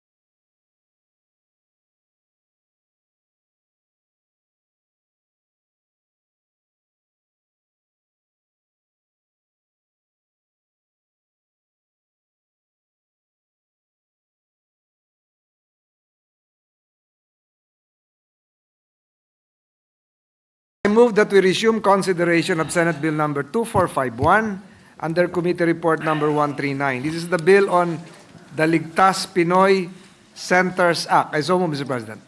Any objection? There being none, motion is approved. Mr. President, having sponsored the measure, I move to open the period of interpellation and recognize the sponsor, Senator Jinggoy Estrada, and to interpellate the Honorable Minority Leader, Senator Aquilino Pimentel III. Any objection? There being none, Senator Estrada is recognized to sponsor the bill and to interpolate our Minority Leader, Senator Pimentel. Both gentlemen are recognized, and you may proceed, Senator Pimentel. Thank you, Mr. President. With this permission of our sponsor. Yes, Mr. President, before that, Yes, if you have a statement to make, yes, sir. I would like to acknowledge the presence of our resource persons here present. We are joined by officials from various government agencies to help us in defending and steering the passage of this measure. We have officials from the Office of Civil Defense, Department of Public Works and Highways, Department of Social Welfare and Development, Department of Human Settlements and Urban Development, Department of Budget and Management, and the Asia Foundation Agap Banta Coalition Civil Society Organization. That's all, Mr. Chair. Mr. President. Duly noted.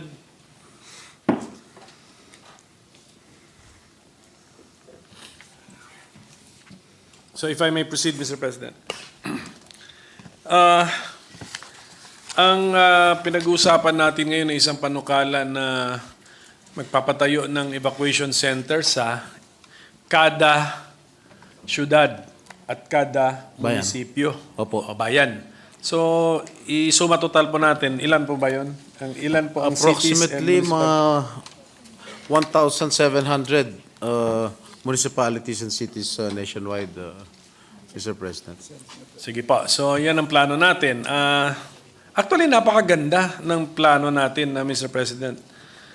So, it's just a question of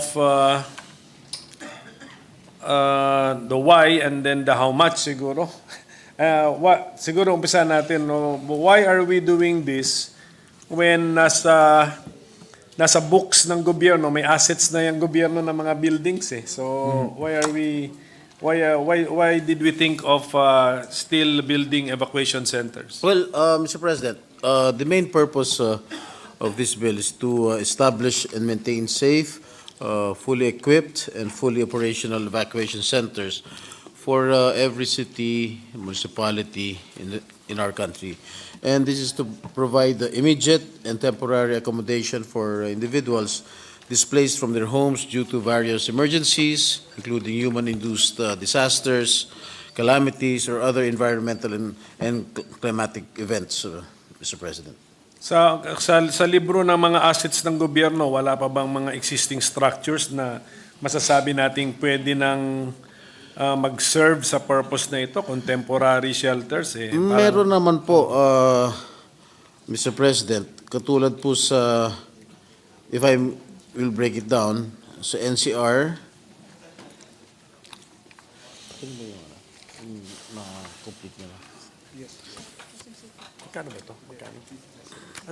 base po sa budget nung nakarang taon, ang NCR meron na pong 2 evacuation centers, am I correct? Ano no? 1 ongoing project and 1 completed project. Sa Cordillera Autonomous Region, meron na 4. Region 1, meron pong 2. Region 2, meron 7. Region 3, wala. Okay, ang total po ng mga evacuation centers ay kumpleto na. Kumpleto na po ay 459 nationwide, Mr. President.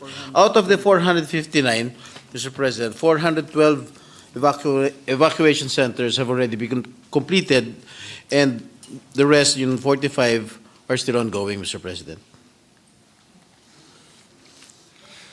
Sino po ang nagbi-build po nitong 459? DPWH po. pagkatapos po ma-build, ito ba ay sinosurrender nila sa, dinodonate sa Yes, LGU? sinosurrender na po sa local government unit. Through donation, through use of frac, what is it? What is the... Meron pong memorandum of agreement, Mr. President. Pero ang books, yung asset kasi yan eh. When we build a structure, asset yan eh. Kanino siyang books na asset? Sa national government or doon na sa local government? Dito sa bill. Let me browse the memorandum of agreement, Mr. President. Kanya ba? Sa asset ba ni... Sa ano? Yung bandang huli. So kung mo walang ba?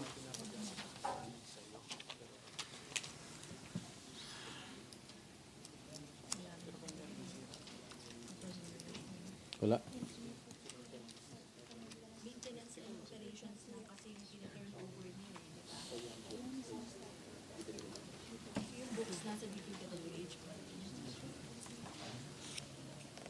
According to the memorandum of agreement, there is no such provision, Mr. President. So asset pa rin siya ng national So I government. believe that Apa. it is still the asset of the Yun yung sa national yun yung government. sa currently nagawa at saka ginagawa. Yes. Pero sa panukala po natin, ano mangyari? Ano yung ating na-envision na ginagawa natin sila ang LGU pero magiging kanila ba? I think it's still the same arrangement, Mr. President. The assets will still belong to the national government. Pero kunyari po, merong nasira siya, kailangan ng repair or kailangan ng maintenance. Kanino po 'yon? Sa ating panukala muna, sa panukala natin. Well, the maintenance and operations will be with the LGU, Mr. President. So kung mayroong nasira na parte ng gusali, Oo. ang LGU po ang gagastos para sa Kasi pagpapagawa o pagme-maintain nung Kasi evacuation pagdating, centers. Mr. President, sa sira or let us say repairs, pwede natin makategorize siya sa dalawa eh. Sometimes yung mga maliliit na bagay Yes. tsaka yung malalaking bagay. So, pati ba kunyari, malaki. Kunyari, nagkaroon ng, although evacuation center ito, anong malay natin sa isang earthquake, may isang wing doon, mag-collapse. Kanino responsibility po to rebuild the collapsed portion or segment of the evacuation center? LGU or national? I think it is still with the LGU. na? Let me invite your attention, Mr. President, to Section 10 of this bill, which says operation and management. The LGUs concerned shall be primarily responsible for the operation, supervision, and management of evacuation centers established under this Act. The local sanggunian shall promulgate rules, guidelines, and procedures for the use and operation of the evacuation center under its jurisdiction. The guidelines shall prescribe rules on the utilization of the evacuation center for other activities or purposes authorized by the LG, provided that the utilization of the evacuation center and its amenities for such authorized activities or purposes shall only be temporary, with corresponding provisions of cleaning, disinfecting, and sanitizing immediately after use. So and so.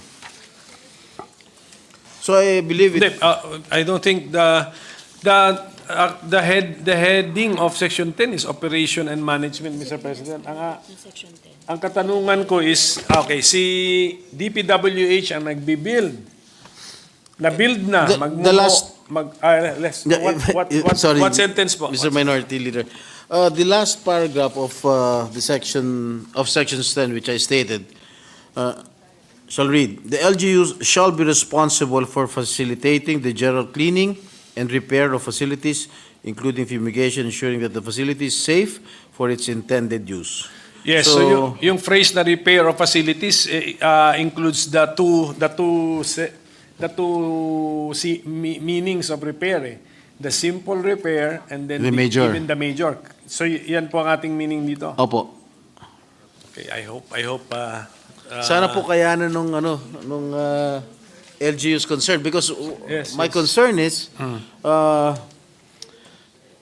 my concern is with the fourth, fifth, and sixth class municipalities who have limited funds, no?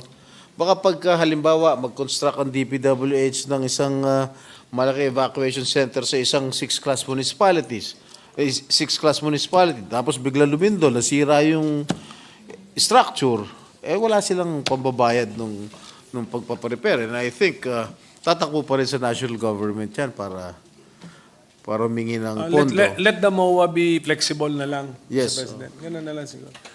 But may I have a point of inquiry sa ating secretariat. I think we passed a law. Naging law ba yung nag-BICAM kami na we limited the classes of municipalities only up to 5th class? Yeah, that is Naging what I law heard. na ba yun? So that we, pag kasi kung law na yun, we will now stop using 6th class kasi Yes. wala na yata ang 6th class eh. May we find out lang? Check, okay. Kasi, Yes, I understand. I understand. Do you remember that? Because, during my time as president of the League of Municipalities of the Philippines, way back in 1998, I was meron pa hong 6th class municipality, Mr. President. And lately, I heard that Yes, tinanggal na yata yung 6th class municipality. Sa Na-limit na lang- BICAM kasi I moved Okay. for that eh. I moved for Alright. that na kasi isa na lang yung naiwan sa 6, sabi ko isama na isa siya na lang munisipyo? sa 6 kaya isama na siya sa 5th. RA 11964. Okay, so yan pa. So, hanggang 5th na lang tayo. Hanggang 5th na lang po tayo ang ating classification. So, may I know from the gentleman kung magkano yung, how did you classify the 4th and 5th? Sa income ba? Sa income? Yes, Alright. income din. An income din. In-increase nga eh. Yeah. Yung bagong classification kasi halos isa na lang yung naiiwan sa 6, sabi, isama na natin. Correct. Isama na siya kasi below na rin naman siya sa threshold. Yes, So ganun pa nangyari. So Mr. President, ang tanong, kasi sabi po nating sponsor, temporary or transitory, ano lang naman to, use occupation eh. Yes. So, di ba ngayon, pwede na yung classrooms? You know, what Schools they did, pala, schools. what the DPWH did was to construct a structure within a 3,000 square meter, parang tinatawag lang multipurpose hall, na meron pong, habang kunwari wala akong kalamidad, siyempre wala naman nakatira dyan na mga evacuees, pwede hong maglaro ng basketball. Meron silang basketball court na pwede paglaruan ng mga kababayan natin doon. It's also under Republic Act 10821, so Section 5. This is the Children's Emergency Relief and Protection Act, sponsored by Senator Pia Cayetano. Ang nakalagay dito, evacuation centers, only in cases where there is no other available place or structure which can be used as a general evacuation center, may a school or child development center be used as an evacuation center. Ayun. Well, ang kinakwento ko po kanina, Mr. President, yung pinakita po sa akin ng mga tiga DPWH when I was briefed with regard to this measure, they have already constructed around 27% of the evacuation centers nationwide. Okay? With ang mga nagdo-donate, yun nga yung mga LGUs ang nag-identify nung venue. So, sa isang evacuation center, meron ng basketball court. Just in case na wala naman nakatirang mga evacuees doon, pwedeng magamit for another purpose. Pero, pag merong kalamidad, halimbawa, may bagyo, sunog, may baha, ang may prioridad, yung mga evacuees. Doon po sila ibabahay. Since meron na rin namang report na 400 plus na yung na-build natin, wala ba tayong picture, Mr. President, na pwede Pwede ba natin i- i-flash pwede ba na i-flash? makita natin?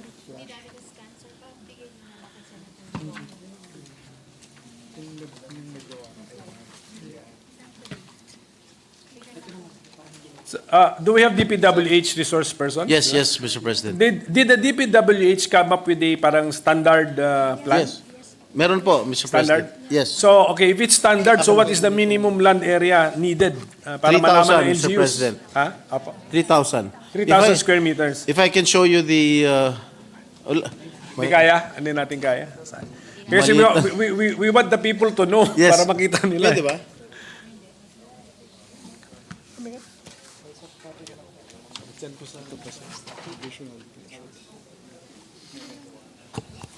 Maliit eh. Ano ba tawag dito? It's a floor plan, but tawag mo ba dito floor? What do we call this? Ayan, ayan, yan, pictures yan. na of the built. Ano?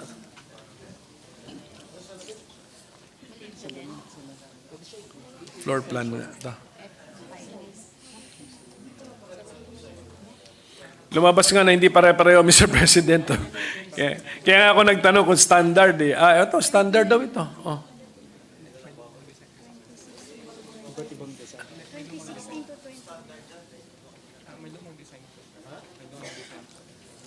What we are seeing different we are seeing now right now please wag mo nang galawin yung previous slide please. Yan. So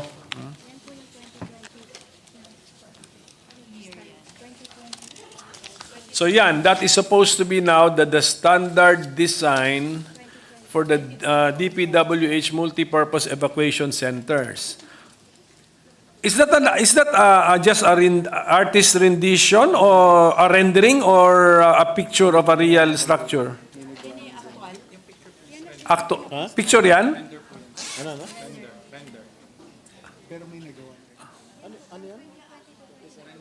Maybe no, Mr. President. Iba na kasing mundo ngayon, Mr. President eh. Hindi ko na ma-distinguish ang picture or is this a picture of an It's only a actual? picture. That is not the actual structure. That is only the actual design, Mr. President. Yes, okay, so and then kanina may pictures tayo of I think actual buildings na medyo malayo from the so-called standard design. So I hope the DPWH can get its act together, Yes. Mr. President. Yes, na- Mr. President, according to our resource persons, yung mga lumang design, 2020 pa ho yun.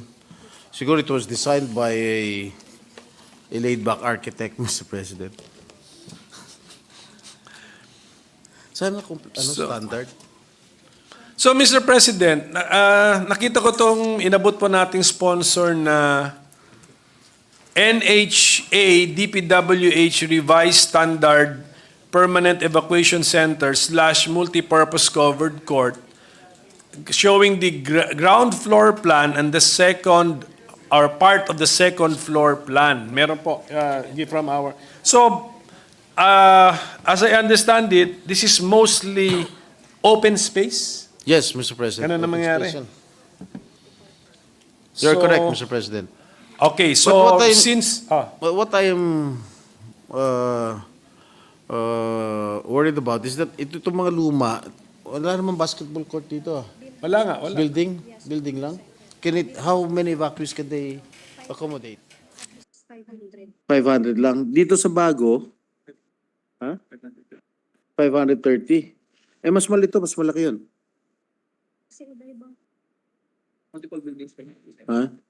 But, excuse me, Mr. President, in our budget, to 2024, may mga basketball court na. Lahat. Sabi ko mag 1 minute. Alright. According, yes, I've been interviewing our resource persons. In our budget, itong 2024 budget, lahat po yan, may malaki na, may mga basketball courts. Just in case na walang evacuees, katulad nga sinabi ko kanina, pwede nilang gamitin. Unlike itong mga ito, wala hong, yung mga nauna, wala hong mga basketball So- courts yan. Mr. President, the majority leader wants to be recognized. Mr. President, the majority leader wants to be recognized.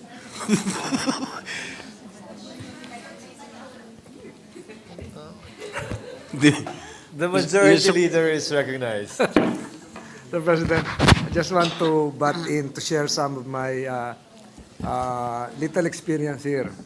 I think before we talk of the design, we have to agree on the use. on the use. If you're talking of the design, perhaps the template is the decades-old evacuation center in Ligao City in Albay. That was done by through a grant from the Japanese government. And when there is no calamity use, it's being used as a trade center. Tahian, marami nagtatrabaho. Pero kanina po pinag-usapan, Mr. President, and the good sponsor would probably, both gentlemen would probably agree, na bawat evacuation center will be, under Section 10, will be managed and operated by the LGU concerned. So that would mean that the utilization of the same is limited to the LGU concern, because that would be turned over to the LGU by the DPWH. Am I correct, good sponsor? Yes, you are Can correct, Mr. President. magmamanage. Pero, in reality, once a disaster strikes, a strong calamity hits an LGU, for instance, as we speak right now, Canlaon City is being badgered by the Canlaon volcano eruption. If there is an evacuation center in Canlaon City, people will not use that. They would rather flock to an area 14 kilometers away, which is La Castellana. Or they would probably go to an area as far as 45 kilometers, which is San Carlos City, Negros Occidental. So ang gagamitin nila, yung ibang evacuation center. Similar to the place of residence of our good minority leader, once a flood strikes Tumana, Barangay Tumana, people will not go to the Tumana Evacuation Center, but will go to Concepcion 1. So what I'm saying is this. The utilization of an evacuation center should be premised on other residents coming from other towns utilizing the same. Di ba, Mr. Good Sponsor? So, hindi lang tiga San Juan ang gagamit ng evacuation center nila, kung hindi yung mga karatig lugar pa. Alam niyo po, Ginoong Pangulo, there are some mayors. For example, in Metro Manila, I became a mayor. If I construct my own evacuation center, locally funded, and that, for me, that is exclusively for my constituents. Wala akong pakialam sa karatig bayan ko. Dahil pondo po ng aming bayan yan. So, as mayor, of course, I will give priority to my constituents. Correct. And not my constituents outside of my area of jurisdiction. Meron po mga, hindi ko naman sinasabing lahat ng mayors ganun ang thinking. Pero I think majority of them, siyempre pag locally funded, pera ng bayan niya, siyempre hindi nila pagagamit yung, bibigyan nila prioridad yung kanilang mga nasasakupan. Yun lang po yung aking opinion, Ginoong Pangulo. You're correct, I totally agree, Mr. President. Subalit, ang kalamidad po ay hindi lamang nakatuon dun sa isang jurisdiksyon. Halimbawa po nag-intensity 3 sa Oriental Mindoro sa isang bayan, siguro po 7 bayan kagad yung tatamaan. So yung evacuation center mo ay malamang hindi magamit ng sarili mong constituents, yung constituents mo maghahanap nung mas ligtas na lugar.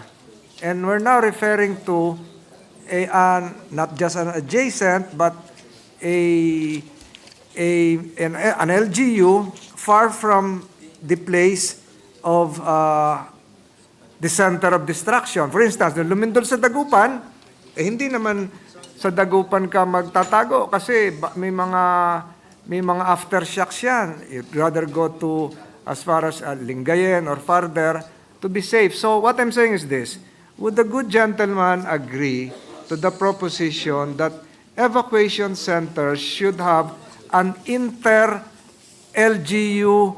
common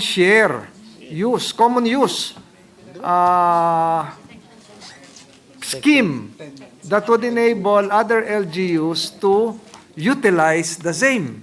Ang problema lang, tama po yung pinag-usapan sa Section 10, ang nagme-maintain at gumagastos ay yung host LGU. Yung host LGU, ginamit, nilinis, pinondohan, kuryente, tubig, kompleto, pero yung i-host nila coming from other jurisdictions. Would that be a natural occurrence, good sponsor, or? Yes, I agree with the Majority Floor Leader. And if I may invite your attention on page 7 of this bill, on line 1, it states that the LGUs may enter into memorandum of agreements with other LGUs for the shared use of said evacuation centers as the need arises.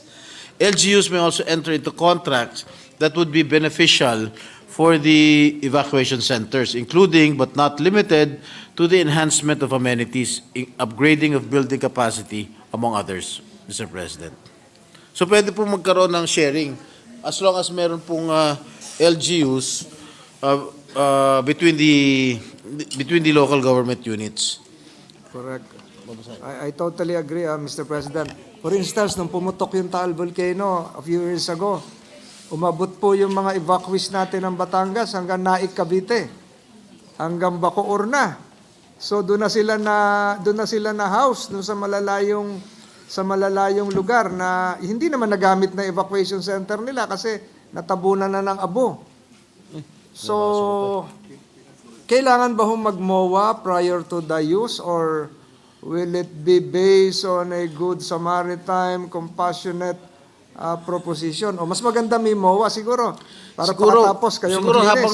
Habang wala pa naman nangyayaring kalamidad, siguro halimbawa ako sa San Juan, malaki yung aking evacuation center. Siguro imbitahin ko na yung mga ibang mga mahihirap na LGUs na makipag-MOA. O kunwari ako yung isang mahirap na LGU, may nakakita ko ng isang malaking evacuation center sa isang mayaman na syudad, makikipag-MOA na ako just in case para maging safe yung aking mga constituents, Mr. President. So who will set the guidelines? DILG na siguro to, no, Mr. President? Yes. Oh, Yes, Mr. President.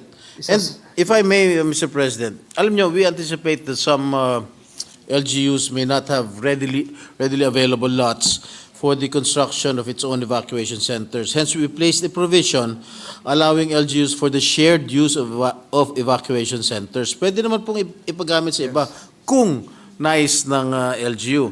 The idea is that these evacuation centers are established for and are meant to serve families displaced by disasters, Mr. President. At kung ayaw nila, we understand that since sila pong may accountability sa paggamit and serviceability ng evacuation centers, since sa LGUs ito turn over mga itatayong evacuation centers, LGUs may also enter into contracts that would be beneficial for the evacuation centers, including but not limited to the enhancement of amenities, upgrading of building capacity, among others, Mr. President. Yun yung binasa ko po kanina. I totally agree, Mr. President. But perhaps under Section 11, the DILG should be likewise involved in the crafting of the rules so that the shared use. What about, Mr. Can be executed? What about the shared use of evacuation centers and utilization of the same with the private sector involved? Yung pribadong sektor po, hindi lang other LGUs. Pwede po ba yun, Mr. Sponsor?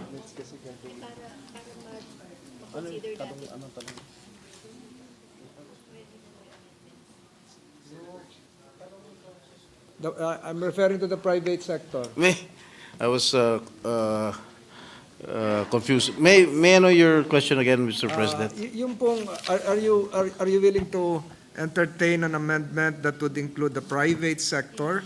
Yes, Mr. President, in the definitely. utilization? Lalong-lalo na yung may mga karanasan talaga sa kumupkop ng mga biktima ng kalamidad na merong mga councilors involved, etc., etc.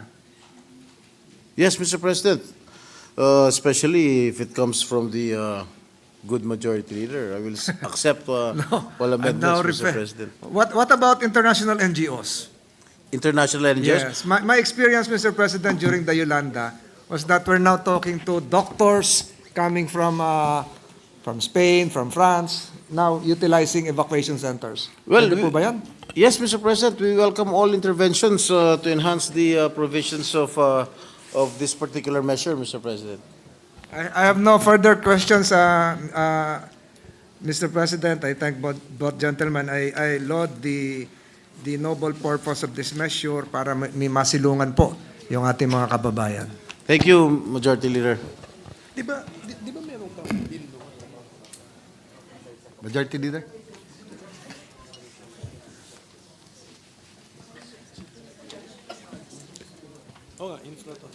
Yes, so, pero tignan mo yung section ano. Yes, Mr. President, let me continue, Mr. President. Amendments tayo dito. Tignan mo yung page 3.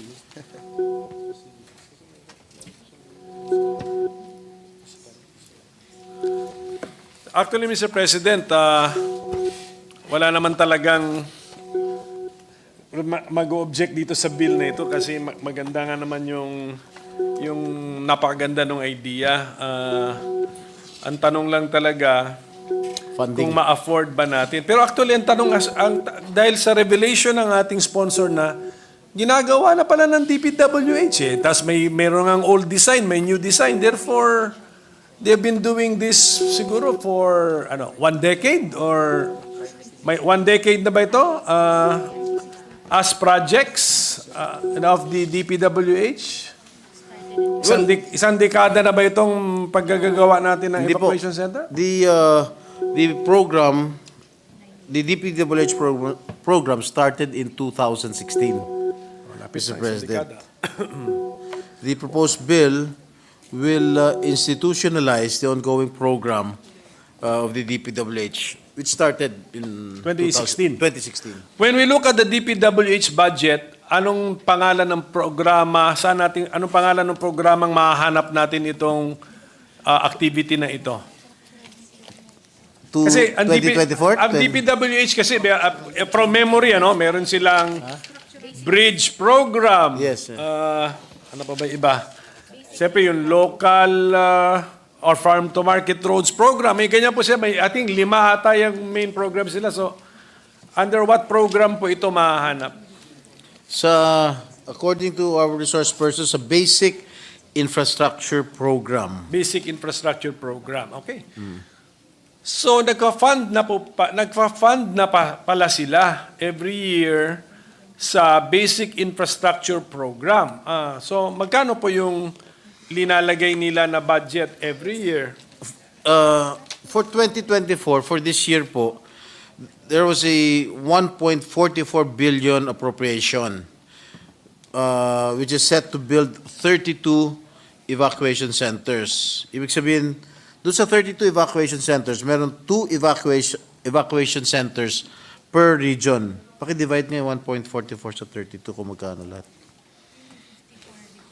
How much? 54? So, ang average cost po ng isang, the average cost of one evacuation center is around, to give you a ballpark figure, around 54 million. Magkano? 54?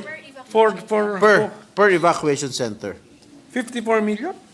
Basically open space? Yes. On a 3,000 square meter lot, Mr. President. Ito bang ating ground floor plan? Yes. Ito yung binigay mo, yung footprint niyan, halos 3,000 square meters siya? Yes, 3,000. So, nakabubong po yun? Opo, nakabubong po yun. Malaki-laki.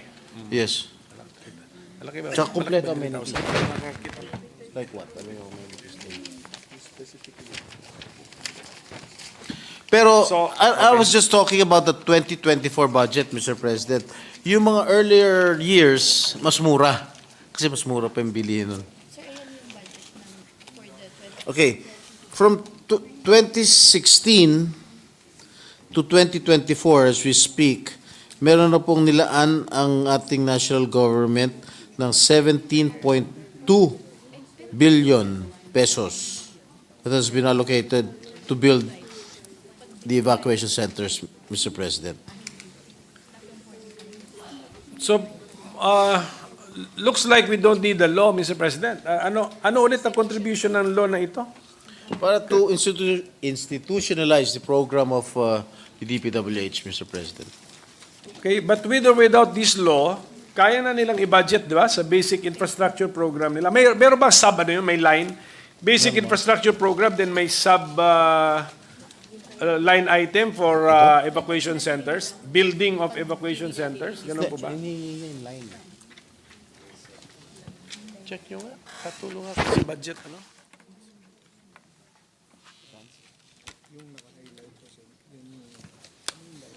Under the basic infrastructure program. Under the basic infrastructure program, meron po nakalagay rito, ito, ang liit. Construction of evacuation centers, Region 1, construction of evacuation centers, CAR, Itemized talaga. itemized po. Opo, sige. Sige po, so kayang gawin without a law, but the law institutionalizes it. But the law also limits it to, kasi meron yata rito prioritization. Sabi rito, may nabasa ko na pagka meron na, unahin nyo muna yung wala pa. Tama po ba yan? Yes. Pero pagka in-institutionalize ito, ano yung sabihin nun? Yung meron na, pwede pa siyang balikan ulit ng isa pa. Ay, ganon? Ganon ang gagawin natin? Ha? Upgrade. Yung luma po, pwede pong i-upgrade, Mr. President. At isa pa, yung added value ng batas na ito is the prioritization and continuity of the evacuation center program, Mr. President. Ito lang yung added value of this particular measure, Mr. President. Okay, but repairs and maintenance sa LGU LGUs. natin linagay? Opo. Oh, okay. So it's a building program, pero once na masatisfy, let's say very very optimistic lang tayo na once masatisfy na lahat na meron ng at least one evacuation center per municipality and city, the program will continue, and the purpose is to build the next one? Ganun ba yun? Yes, I surmise so. I think so, Mr. President. Sige, okay. Okay, I don't know if that's a good policy. Well, yung one each, maganda siguro yung one each. Pero But- may mga school, well, the schools should also be open, Mr. President. Kung wala na ho talagang may bibigay, Yes, I think that is the last resort, yung schools. Yung mga schools na... Anyway, may pwedeng- prioritization naman ata rin, ano? Opo, Sige meron po. So, I hope that we will be able to fund this, pero sana ko sa using since program siya, standard ang design, materials would be standard also in number, etc. Sana pumasok ang concept ng economies of scale na kung to the extent na makafund tayo ng hundreds of millions in a year, sana makasave din tayo ng konting amount sa economies of scale para yung construction cost per evacuation center, Lumit. mababa naman din po natin. Yeah, I agree with you. I agree with you. 54 million. Wala ba tayong picture ng bago? Wala tayong picture ng bagong para makita natin kung... Yeah, to. Hindi, No, hindi. hindi yung picture. So, ano po, parang basketball court, para Parang open basketball space yun eh. court. Wala pa. 54 million pesos po kasi, kaya gusto lang natin makita, Mr. President. I don't think... Wala pa ni isang na-build, yung under the concept of a open space, yung basketball, kita sa basketball court. Wala pa ni isa. I don't think they have a copy of the new. So, yung nasabi po natin na 400, ano ba yung na-build? 412? 459? 436 evacuation centers that has already been Already constructed. built. Meron tayong already built po na figure eh. Sorry po, Meron ba kayong nawawala sa picture? Oh, we have already 412 already built. So these were built under the old design. Ganun po ba yun? Because we cannot show a new design. Eh. Old design ba yung na-built na 400 plus? Since 2020 po, new design. New design? 2020 may new design na daw. Oh, where's the new design? This is, ito po yung may basketball facility. Ito po yung basketball. Since 2020, Mr. President, according to our resource persons from the DPWH, new design na po. I can show you the picture. Sayang. Medyo Sayang madilim. kasi yung... We cannot, pwede ba i-flash to? Sige, paano na lang? Because it's not really for my own consumption. Sana it's for the public's consumption. Makita sana nila, Mr. President. Pero, Sa screen. so at any rate, okay, ganito po, Mr. President. Don't you want to see it, Mr. President? Okay. Hindi. Madilim.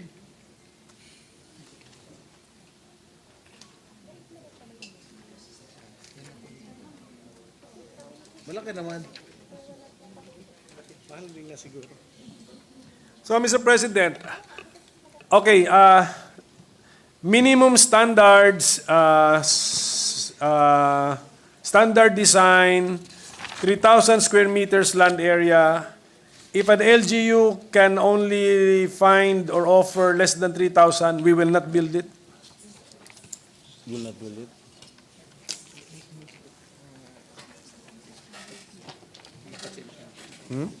Pero ano kaya ito? Maybe, Mr. President, we will look for another space.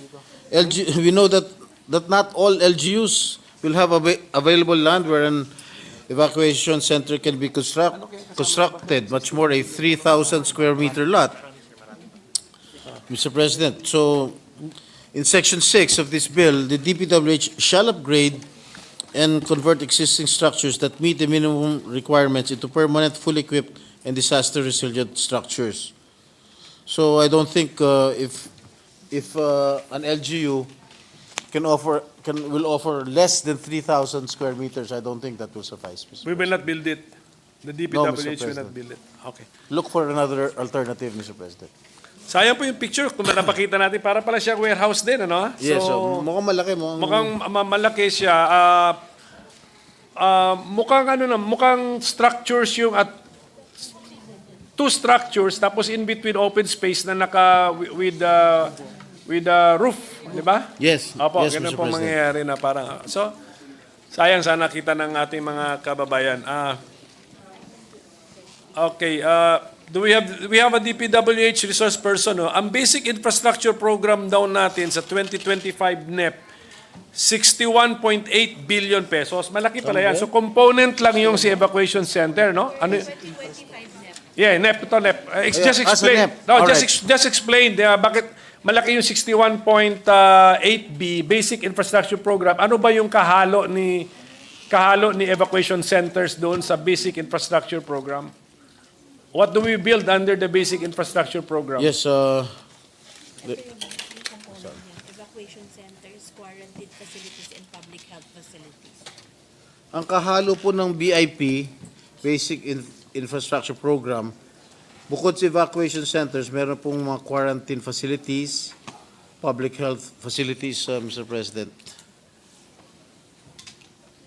Meron din pong major strategic public buildings / facilities structural and resilience program. Kasali ba yan? Sa BIP? Kasama? Kasali din ba si public water supply system? Kasama sila. Tama po ba? Just for us to Kasama? Kasi malaki po ito just for evacuation centers and quarantine facilities. Kayo dapat sumagot na. 61 billion. Kasama ba? Ano ba? Saan mo ito nakuha? Ha? Kasama sa BIP ito. Sige. Okay na. Kasama ba?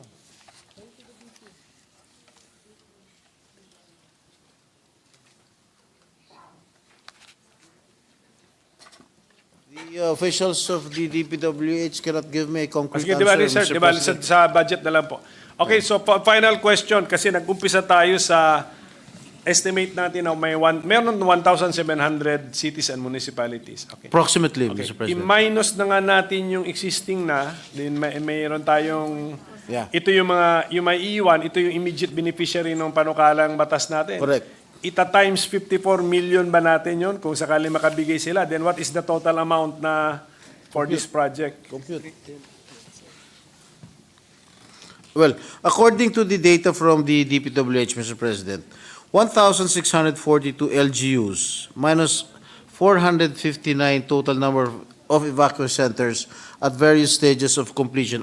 Approximately, ang matitira lang po ay 1,183 ang municipalities and cities that do not have permanent evacuation centers that are funded and built by DPWH.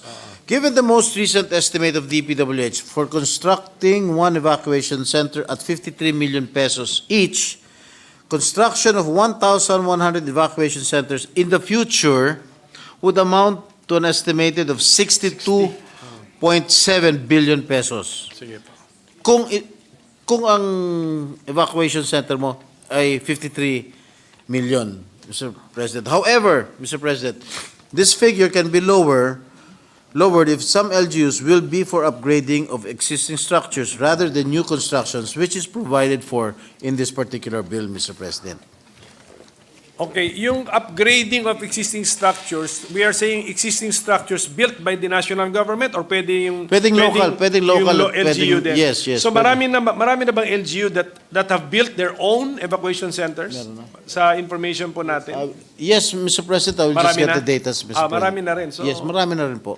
So okay, ang offer ng program na ito is not for those LGUs na meron ng they made their own evacuation centers. Ang offer ng programa natin To upgrade. is to upgrade na lang. Yes, Mr. President, you are correct. Okay. At doon sa mga wala, magbibuild. O nga, but Papatayuan. yung i-build, merong specs, 3,000 square meters. Yes, meron yung specs. upgrade, kung ano na lang yun, we accept what is there, di ba? Tama Yes, po yun? Mr. President. Ano to?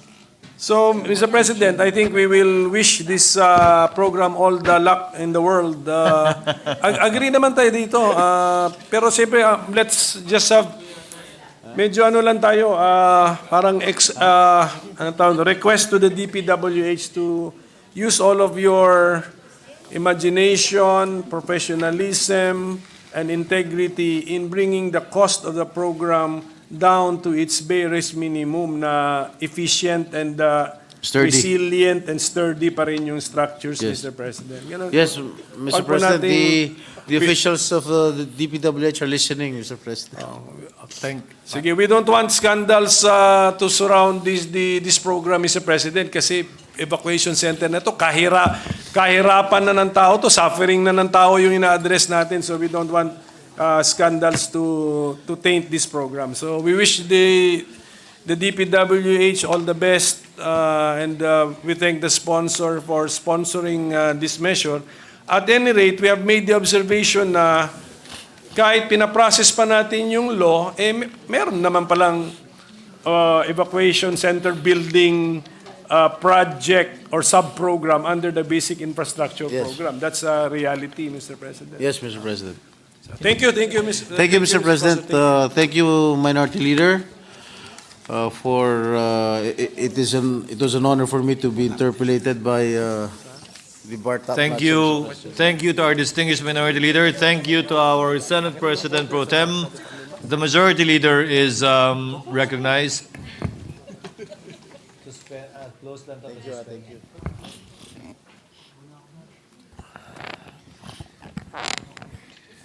Mr. President, there being no other member who wishes to interpret, I move to close the period of interpellation. Any objection? Hearing none, same is approved. Mr. President, I move to suspend consideration of Senate Bill number 2451. Any objection? Hearing none, same is approved. A minute suspension, Mr. President. Session is suspended.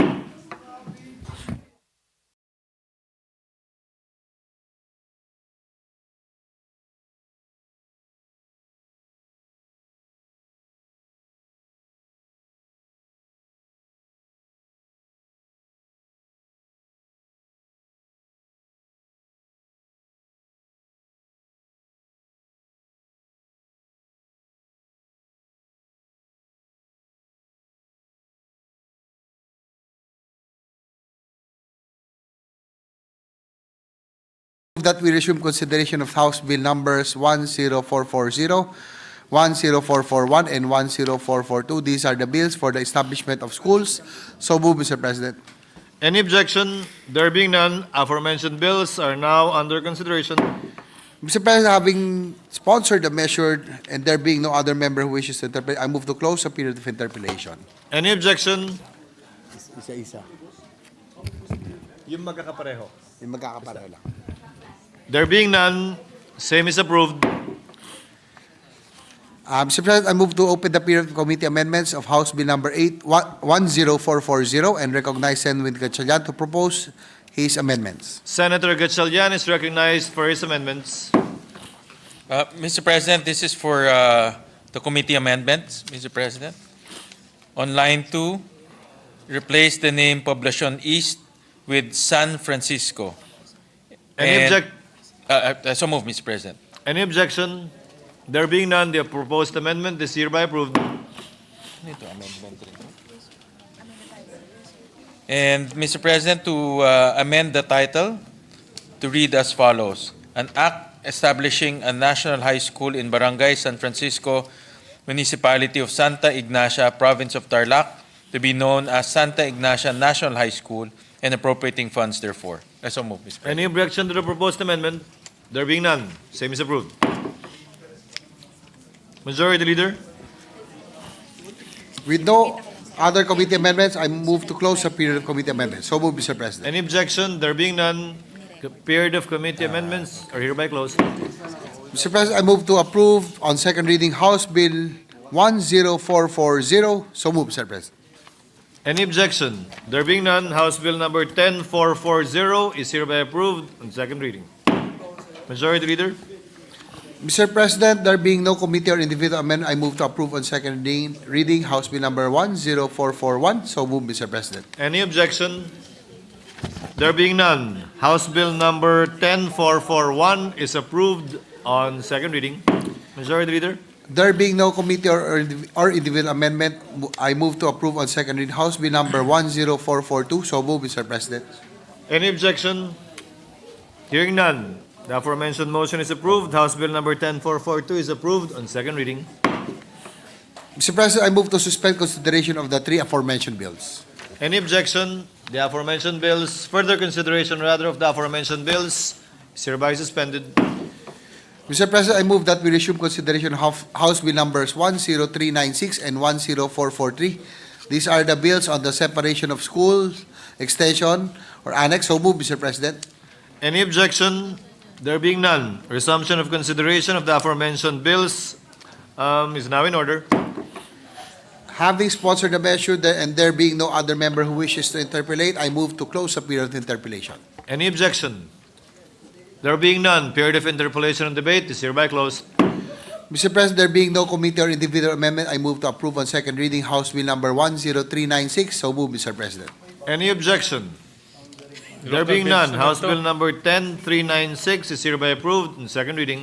Majority Leader? There being no committee or individual amendment, I move to approve on second reading House Bill number 10443. So move, Mr. President. Any objection to the motion? There being none, House Bill number 10443 is hereby approved on second reading. Mr. Majority President, Leader? I move to suspend consideration of the two aforementioned bills. Any objection? Further consideration of the aforementioned bills is hereby suspended. Mr. President, I move that we resume consideration of House Bill number 10397 under Committee Report number 326. This is the bill on the conversion of Calateo Elementary School into an integrated school. So move, Mr. President. Any objection? There being none, resumption of consideration of House Bill number 10397 is now in order. Mr. President, having sponsored the measure and there being no other member who wishes to interpolate, I move to close the period of interpolation. Any objection? Hearing none, period of interpolation and debate is hereby closed. Mr. President, there being no committee or individual amendment, I move to approve on second reading House Bill number 10397. So move, Mr. President. Any objection? There being none, House Bill number 10397 is approved on second reading. Mr. President, I move that we suspend consideration of House Bill number 10397. Any objection? Hearing none, further consideration of the aforementioned House Bill is hereby suspended.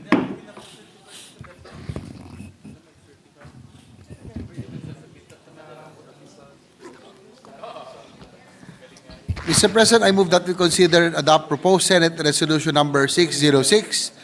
This is the resolution congratulating and commending the Philippine National Women's Obstacle Course Racing Team for winning the gold medal and setting a new world record at the 32nd Southeast Asian Games in Phnom Penh, Cambodia, May 2023.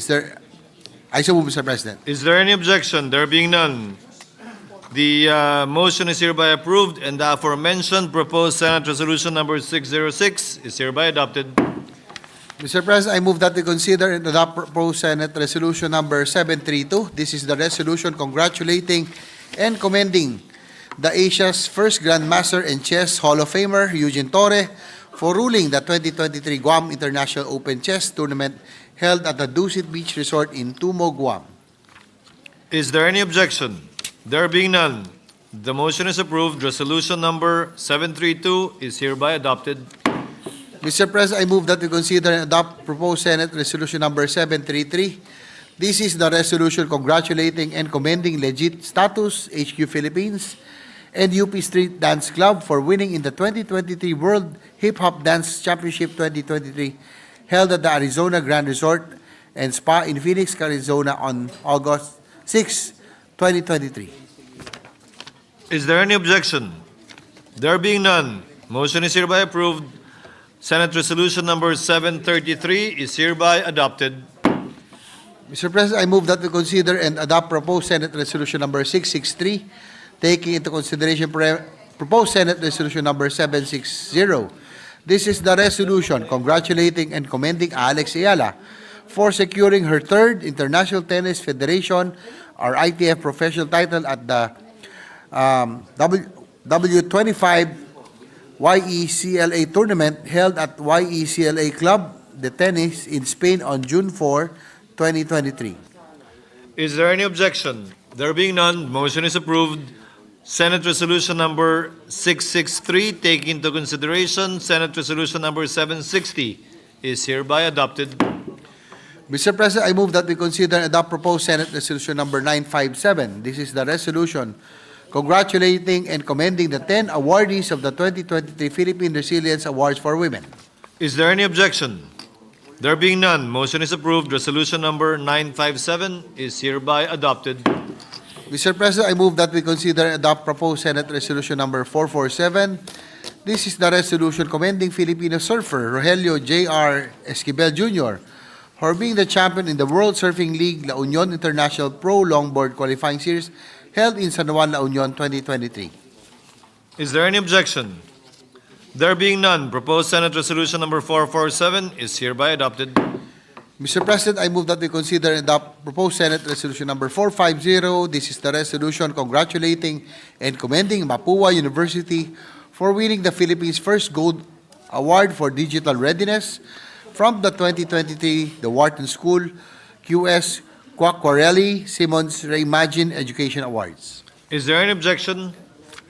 There being none, motion is approved. Senate Resolution number 450 is hereby adopted, subject to style. Mr. President, I move that we consider and adopt proposed Senate Resolution number 530. This is the resolution congratulating and commending the Philippine squash team after bagging 2 gold medals in the 23rd International Jumbo Doubles for the President's Cup held at the Tanglin Club in Singapore on February 16 to 19, 2023. Is there any objection? There being none, motion is approved. Senate Resolution number 530 is hereby adopted. Mr. President, I move that we consider and adopt proposed Senate Resolution number 532. This is the resolution congratulating and commending Christian Bernardo and Alvin Morada for capturing a gold medal in the 2023 Iran FAJR International Badminton Challenge held on February 5, 2023 in Tehran, Iran. Is there any objection? There being none, motion is hereby approved. Senate Resolution number 532 is hereby adopted. Mr. President, I move that we consider and adopt proposed Senate Resolution number 551. This is the resolution commending and recognizing Filipino Olympian boxer Charlie Coronel Suarez for his recent win in Sydney, Australia, March 2023. Is there any objection? There being none, the motion is approved. Resolution is hereby adopted. Proposed Senate Resolution number 551 is hereby adopted. Mr. President, I move that we consider adopt proposed Senate Resolution number 581. This is the resolution congratulating and commending the Philippine weightlifting team for capturing 7 gold, 4 silver, and 1 bronze medals at the 2023 International Weightlifting Federation or IWF World Youth Championships held in Doors, Albania on March 25 to April 21, 2023. Is there an objection? There being none, motion is approved. The resolution is hereby adopted. Mr. President, I move that we consider adopt proposed Senate Resolution number 583. This is the resolution congratulating and commending the Philippine National Karate Team for capturing 6 gold, 5 silver, and 23 bronze medals at the 10th Southeast Asian Karate Federation Championships held in Manila, Philippines on March 13 to 19, 2023. Is there an objection? There being none, the motion is approved. The resolution is hereby adopted. Mr. President, I move that we consider adopt proposed Senate Resolution number 596. This is the resolution congratulating and commending the Philippine National Baseball Team for securing their 4th consecutive championship at the 8th Baseball Federation of Asia East Asian Cup held in Pathum Thani, Thailand on May 4, 2023. I think 13th baseball. 13. I beg to be corrected. It's not corrected, Mr. President. Is The there an 13th objection? baseball. Is there an objection? There being none, motion is approved. The resolution is hereby adopted. Mr. President, I move that we consider adopt proposed Senate Resolution number 599. This is the resolution congratulating and recognizing Filipino bowler Merwin Tan for being the champion in the 2023 Professional Bowlers Association or PBA Bowlers Academy Open held last March 24, 2026, 2020 in Clovis, California, United States of America. Is there an objection? There being none, motion is approved. The resolution is hereby adopted.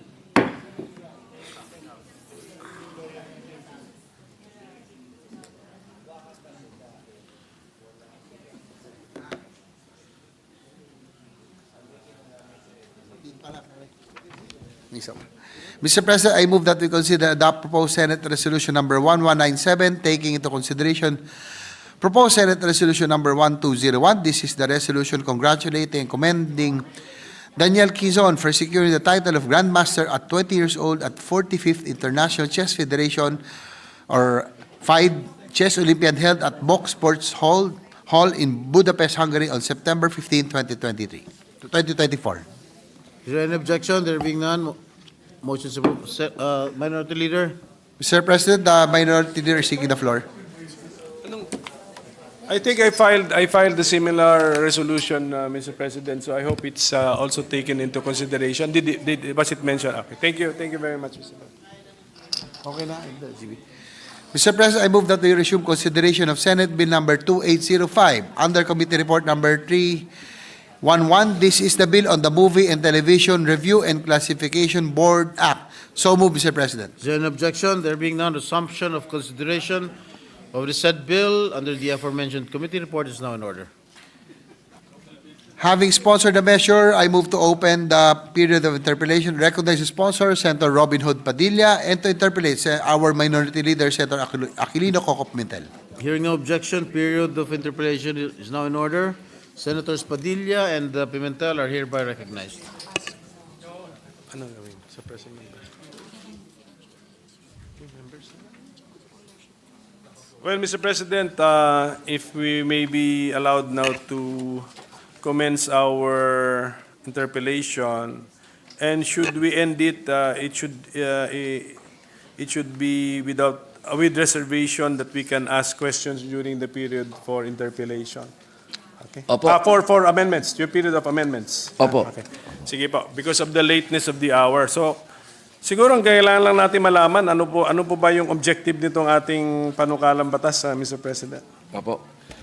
Ginoong Pangulo, sa tagal po ng panahon at sa bilis ng panahon, magmula po nung pagkakatatag ng MTRCB nung Oktubre 1985, alam niyo po, marami na pong nangyari sa ating bansa. Marami na pong karanasan, napakadami na pong nagbago sa mundo. Nagkaroon na po ng internet, ang mga pelikula noong araw ay napapanood po natin sa malaking Tilon, napunta sa TV. Ang dami na pong nagbago. Ngayon, makikita mo na yung pelikula. Pagka nanood ka po sa telepono mo, pwede ka na makapanood ng pelikula. So parang ang nangyayari po, Ginoong Pangulo, yung mandato ng MTRCB, yung kanila pong function, yung kanila pong gamit, yung kanila pong misyon, kung bakit po sila itinatag, ay hindi na po nakakasabay sa panahon.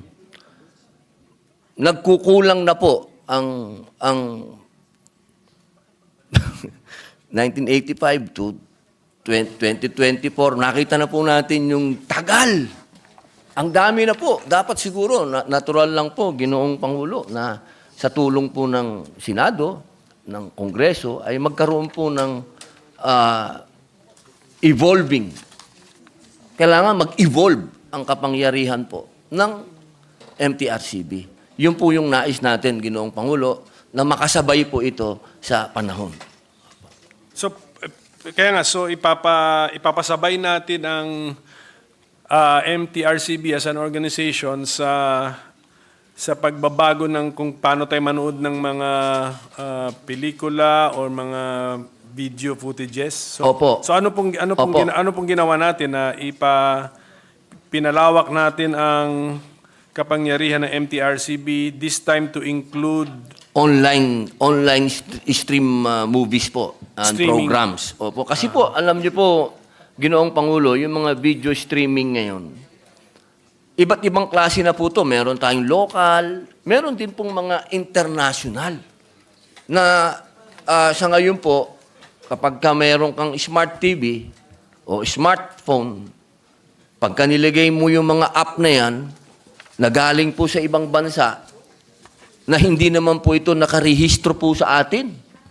Wala po tayong kapangyarihan para itong mga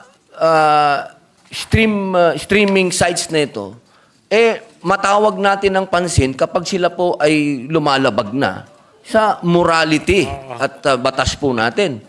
Halimbawa po, may mga hindi na po aya-aya sa mga bata. Ang number one concern po natin dito kasi yung mga bata. Yung mga napapanood po ng mga bata na wala po tayong kapangyarihan na tawagin ang pansin nitong mga streaming sites na ito kapag sila po ay lumalabag na. Alam niyo po, wala po tayong control eh. Hindi po kagaya sa ibang bansa, katulad po ng Korea, katulad po ng Singapore. Opo, ito pong mga bansang ito, ay meron na po silang mga patakaran na sila ay mag-register. Ang hinihingi po natin sana, Ginoong Pangulo, na kapag ito po ay naging batas, ito pong mga streaming sites na ito ay makapagpa-register po sa MTRCB para po, hindi po sila para censorin. Kung hindi ma-register lang po sila sa atin, para kapag meron po silang, sa palagay natin, nalalabag po ang ating mga batas, pwede po natin silang ipatawag.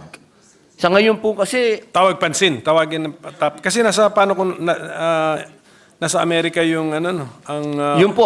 officers po noon. Opo, yun po ang nagiging problema, Ginoong Pangulo. Kapag meron po tayong concern, hindi po natin sila nakakausap ng diretso. Hindi po kagaya ng ibang bansa na meron pong ganito na ipinatupad na nila, katulad po ng Korea. Meron pong karapatan po sila na ipatawag itong mga to at bigyan po sila ng kaukalang suspensyon kung ayaw po nilang sumunod. Kasi ngayon po talaga, pati po ang EU, Ginoong Pangulo, lahat po sila, meron na po silang ganito. Tayo na lamang po ang hindi natin pinagre-register itong mga movie streaming po. What is the plan, Mr. President? Magiging proactive si MTRCB na kunyari yung library ni Netflix 50,000 movies, papanoorin ba nila lahat yun? O reactive lang sila kung may reklamo saka sila kunyari may nakapanood ng para sa kanyang nanonood sila as a family, then may anak sila, then nakita mayroon palang nudity doon, saka lang sila magrereklamo at saka kikilos si MTRCB. Opo, kung naalala niyo po, Ginoong Pangulo, nung ako po ay nag-sponsorship speech, sinabi ko na po na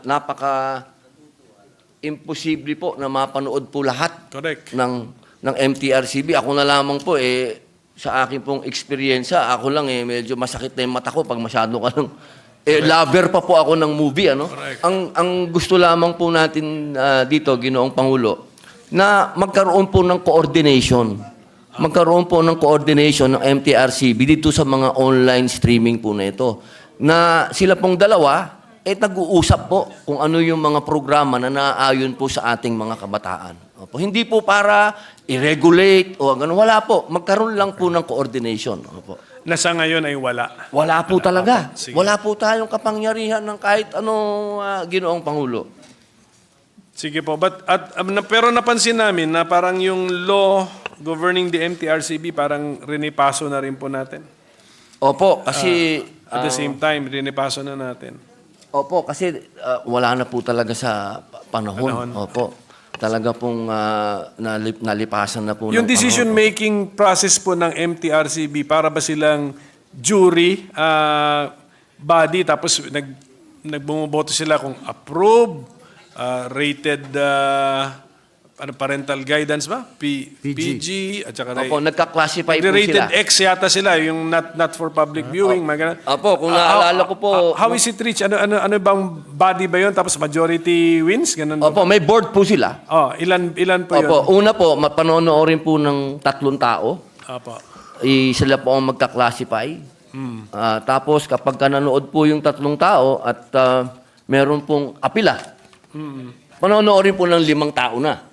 Opo. Hindi po ito parang masyado po silang mahigpit. Hindi po. Kasi ang mga nandito din po sa MTRCB ay mga nasa industriya din po. Ano? Sila din po yung mga katulad ko. Katulad ko po, nung araw din po, Ginoong Pangulo, marami din po tayong pelikulang na-ex. Ano po talaga? Dahil sa violence po. Ano? Sa violence.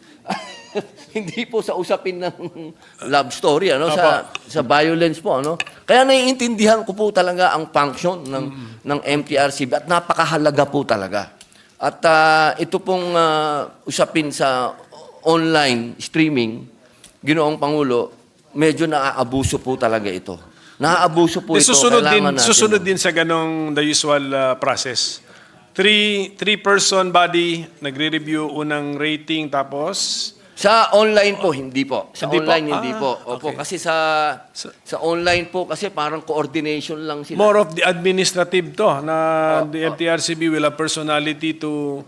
Opo, Siguro, meron lang po to silang... communicate with the online streaming services, relay to them our standards or our classification system, parang Opo. gano'n. Tapos, Opo. then expectation natin, susundin nila. Opo. Kung sakaling meron na lang magreklamo na, uy, masyado namang, masyado namang Mahalay. bulgar itong isa or masyado nga violent itong movie na ito, yung Filipino citizen ay lalapit sa MTRCB to communicate to the online streaming services to classify Isa it po correctly. yun. Opo. Pero magiging accessible pa rin eh. So, ang point is, hindi rin malalaman ng MTRCB sinong nanonood eh. Anong age eh. Opo, ang una pong hakbang, Ginoong Pangulo, ma-register muna po itong mga mga online streaming po na ito. Kasi sa ngayon po talaga, Ginoong Pangulo, wala po tayong wala po tayo. Minsan po nagkaroon po ng reklamo diyan ang mayroon pong karanasan ng MTRCB na pinatawag po nila. Hindi po talaga, ang sabi po sa kanila, hindi, magreklamo na lang kayo sa community. Ang tagal po nun. Pagka yung pong proseso na yun ang sinunod natin, marami na pong nakapanood ng mga bata doon sa gusto nating una sa lahat. Tandaan po natin, mga bata po ang pinoproteksyonan natin, Ginoong Pangulo. Ayaw po natin silang magkaroon ng access sa mga ganitong palabas nang hindi lang po tayo kumilos. Opo, nagbigay po tayo ng isang nararapat na gawin. Opo. Sige po, we'll just reserve our other questions as we propose amendments to the sections. Ganun na lang ang mangyayari. May we know who is the chair of the MTRCB, Mr. President? Ma'am Lala Soto po, nandito po sa kaliwa ko, ma'am. Does she happen to be the daughter of our idol, the former Senate President, Mr. President? Opo. That's why I need to terminate now my interpellation, Mr. President, with that information. No. If I may, Well- Mr. President, only one question to the sponsor, Sige po. with the permission of the minority leader. Only one question, Mr. President.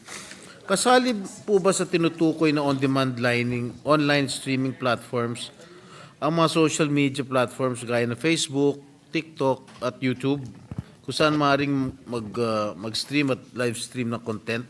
Sa Kasama ba ngayon sila? po, Ginoong Pangulo, hindi po. Hindi. Hindi pa po.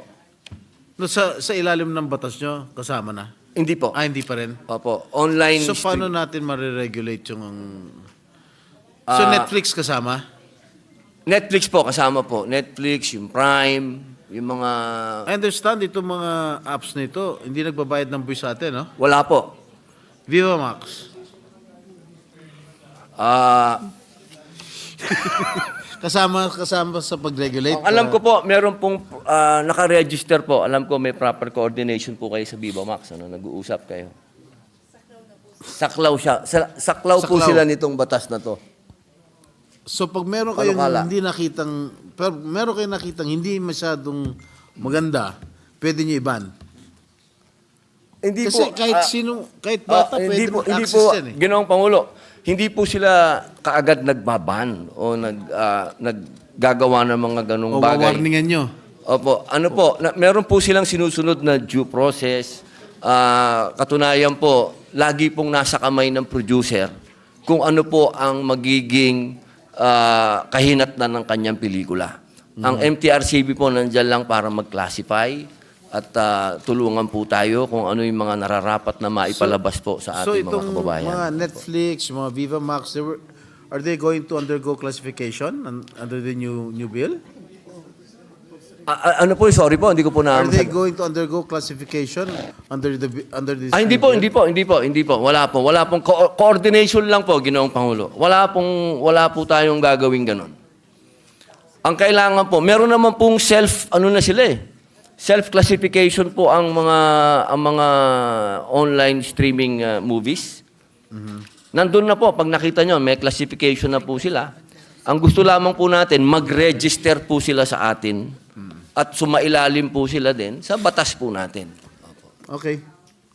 Salamat. Maraming salamat po. Si Senator Rizzo. Mr. Tiveros President, na- the Deputy Minority Leader, Senator Tiveros, is seeking the floor for her interpellation.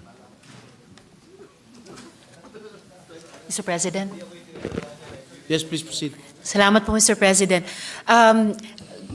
Good sponsor. Actually, hindi ko balak sanang mag-interpellate. Meron lamang po akong maikling siguro manifestation, pero ipagpapasalamat ko rin po kung meron kayong komento dito. Naisip ko lamang i-raise na rin nung may binanggit ang good sponsor na hindi balak ng MTRCB sa pamamagitan nitong bill na mag-censor. At may nabanggit din po ang minority leader na may nabibigyan din ng X rating. Meron pong nangyari kamakailan lamang na sobra po talaga akong nabahala. At kung hindi lamang po ibinawi ito ng MTRCB paglipas ng ilang mga linggo, pinaghahandaan na po ng committee ko maghain ng isang resolusyon para alamin ano bang nangyayari doon. At ang tinutukoy ko po, Mr. President, ay yung pagbibigay ng X ng MTRCB sa pelikula tungkol kay Jonas Burgos, katapon ng kanyang kapatid na direktor. Si Jonas Burgos po na maraming taon na, isang dekada na yatang hinahanap nung kanyang ina, si Edita Burgos. At sa totoo lang po, Mr. President, na-shock ako nung bigyan nito ng X rating at nung una, ipinagbabawal na ipalabas ito sa atin. Dahil ang reaksyon ko pa nga noon, Mr. President, good sponsor, ay dinisappear na nga yung tao, pati ba naman yung pelikula tungkol sa kwentong buhay niya, i-disappear din.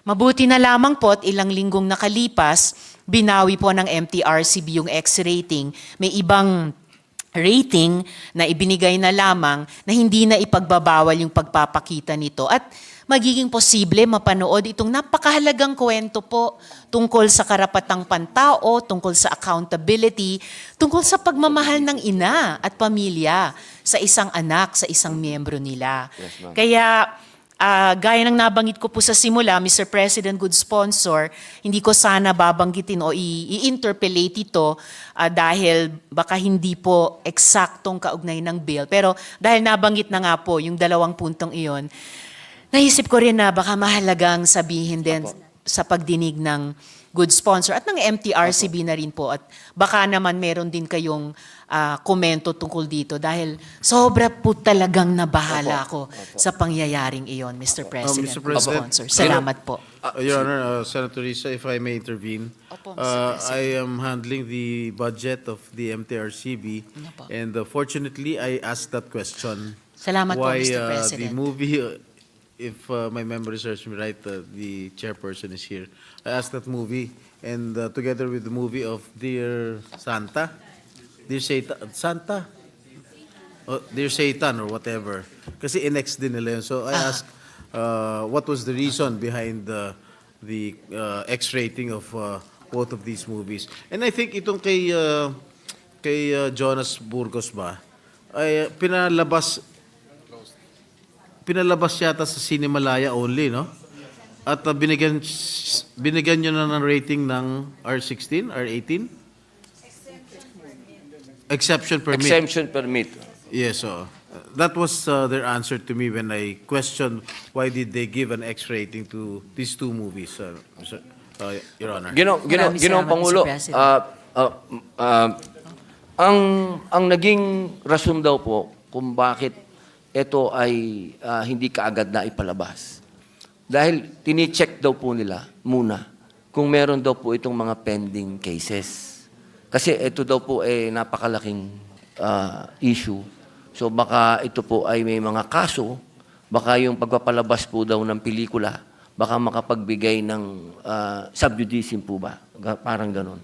Pero nung na-check po nila na wala naman daw po, at ito po ay malinis, ito po ay binigyan na po nila ng pahintulot na ipalabas kagad. Kaya po nabawasan ng kahit papano yung sobrang pagkabahala ko sa unang X-rating, Mr. President, good sponsor. Dahil ang tagal na nga nung panahong iyon at hanggang ngayon, hindi pa talaga nabigyan ng hustisya si Edita Burgos at yung buong pamilyang Burgos sa pag-kidnap, pag-torture at pagdi-disappear. Malamang sa hindi, pagpatay na kay Jonas Burgos. At parang, nung una kong nabasa yung pag-X-rating, parang isa na namang dagok kay Edita Burgos. Na hanggang ngayon, hindi pa mahanap yung pagkatao ng anak niya, buhay o hindi na buhay. At parang isa na namang dagok sa kanya na yung kwento ng anak niya ay nagkaroon ng banta na hindi na maipalalabas. Meron pa nga akong isang nabasang dahilan, di umano ng board noon na may ilang grounds kasi silang sinight sa pagbibigay kung sakali ng X-rating at isa po doon ay kung parang makakabawas sa konfiyansa nating mga Pilipino sa ating gobyerno. Pero kung gano'n ang naging isang ground nila sa simula, baliktad po sa katwiran Ang nakakabawas sa kumpiyansa nating mga mamamayan sa gobyerno ay kung ang karanasan natin o perception ay ang gobyerno ay hindi nagpoprotekta sa ating karapatang pantao o di kaya siya mismo ay gumagawa o hinahayaan niya ang mga personnel niya na lumabag sa ating karapatang pantao. Natingin ko po yun ang nangyari kay Jonas Burgos. Kaya napakahalaga sanang cautionary tale ang ganyang pelikula at mga pelikula pa. Napakakunti na nga para napasailalim pa ng ilang linggo sa X-rating. Kaya, actually, ayun, kaya malaking bagay na rin po na binawi ng board yung ganyang X-rating at sana po ito ay naging reflection point din sa kanila kung paano mas magkaroon ng supportive rather than restrictive na reaksyon sa mga pelikula tungkol sa karapatang pantao, Mr. President, good sponsor. Marami pong salamat. Maraming salamat po. Thank you, Senator Ginoong, Risa. Pangulo. Majority Leader. Ginoong Pangulo, Sorry, Ah, Senator opo. Padilla. nararamdaman po natin kung ano po yung ipinahwatig ng ating mahal na kasama, Senadora Risa Ontiveros. Sapagkat katulad po ng una kong panimulang salita, pati po ako, ay nagkaroon na rin ng napakaraming experience na ang mga pelikula ko po'y nai-ex. Talagang masakit po yun. Totoo po yun. At siyempre, sa una, iisipin mo, bakit parang pinangahawakan ang isang katulad ng sinabi ni Senadora Risa Ontiveros, isa itong tunay na pangyayari. Alam niyo po, napaka sarap isipin na ang demokrasya ng ating inang bayang Pilipinas ay buhay. Sapagkat meron tayong mga kalayaan na gusto nating pangalagaan. Pero sa panahon po na dapat ay may mga bagay na kailangan natin tayuan, lalo na kung hindi ito gawa dito sa atin. Opo. Halimbawa, ito pong isinusulong namin na online streaming. Ito pong mga produkto na ito, hindi po sa atin ito. Itong mga produktong ito ay masasabi natin na yung iba may kinalaman sa kultura natin pag galing sa mga Asyano. Pero pag galing sa ibang lahi na masasabi nating Western masyado, minsan kailangan po natin talagang pag-isipang mabuti na ito bang mga palabas na ito, kaya na ba nito? Kaya na ba ito na matanggap ng ating mga kabataan? Katulad po nung mabanggit ko lamang po, nung isang araw ay nagsalita na din yung ating mahal na Pangulong Bongbong Marcos patungkol sa mga pang-aabuso din sa mga bata na may kinalaman din po sa online. Hindi ko po sinasabi na gusto nating panghawakan na rin ng mga nasa ibang social network katulad ng TikTok, yung mga ganyan. Hindi po. Ito pong batas natin ay nandito pa lang sa online streaming. Pero sinasabi ko po yung weight, yung bigat na nakasalalay po sa ating mga katulad ng MTRCB na ito pong naglipana ngayon ang mga kabastusan, kahalayan, violence na walang katuturan. Siguro po, kailangan natin dito. Pero, ang paalala po natin palagi sa ating lahat, at lalo din po sa MTRCB na ating pong nasa kaliwa, tayo po ay malayang lipunan. At yung pagiging malaya natin, may mga batas na kailangan natin sundin. At yung mga batas na yan, ay inaasahan po natin hindi magiging pang-abuso sa karapatan din ng ibang tao. Dahil dito, sa pinag-uusapan natin, dapat pantay-pantay po ang ating karapatan. Yun lamang po. Maraming salamat po, Ginoong Pangulo. Maraming salamat, Senador Robin Hood Padilla, Majority Leader. Mr. President, there being no other member who wishes to interpolate, I move to close the period of interpolation. Is there an objection? There being none, the motion is approved. Mr. President, I move to suspend consideration of Senate Bill number 2805. Is there an objection? There being none, the motion is approved. Mr. President, I move that we adjourn the session until 3 o'clock in the afternoon of Wednesday, September 18, 2024. Is there any objection? There being none, session is adjourned until 3 o'clock the afternoon of Wednesday, September 18, 2024.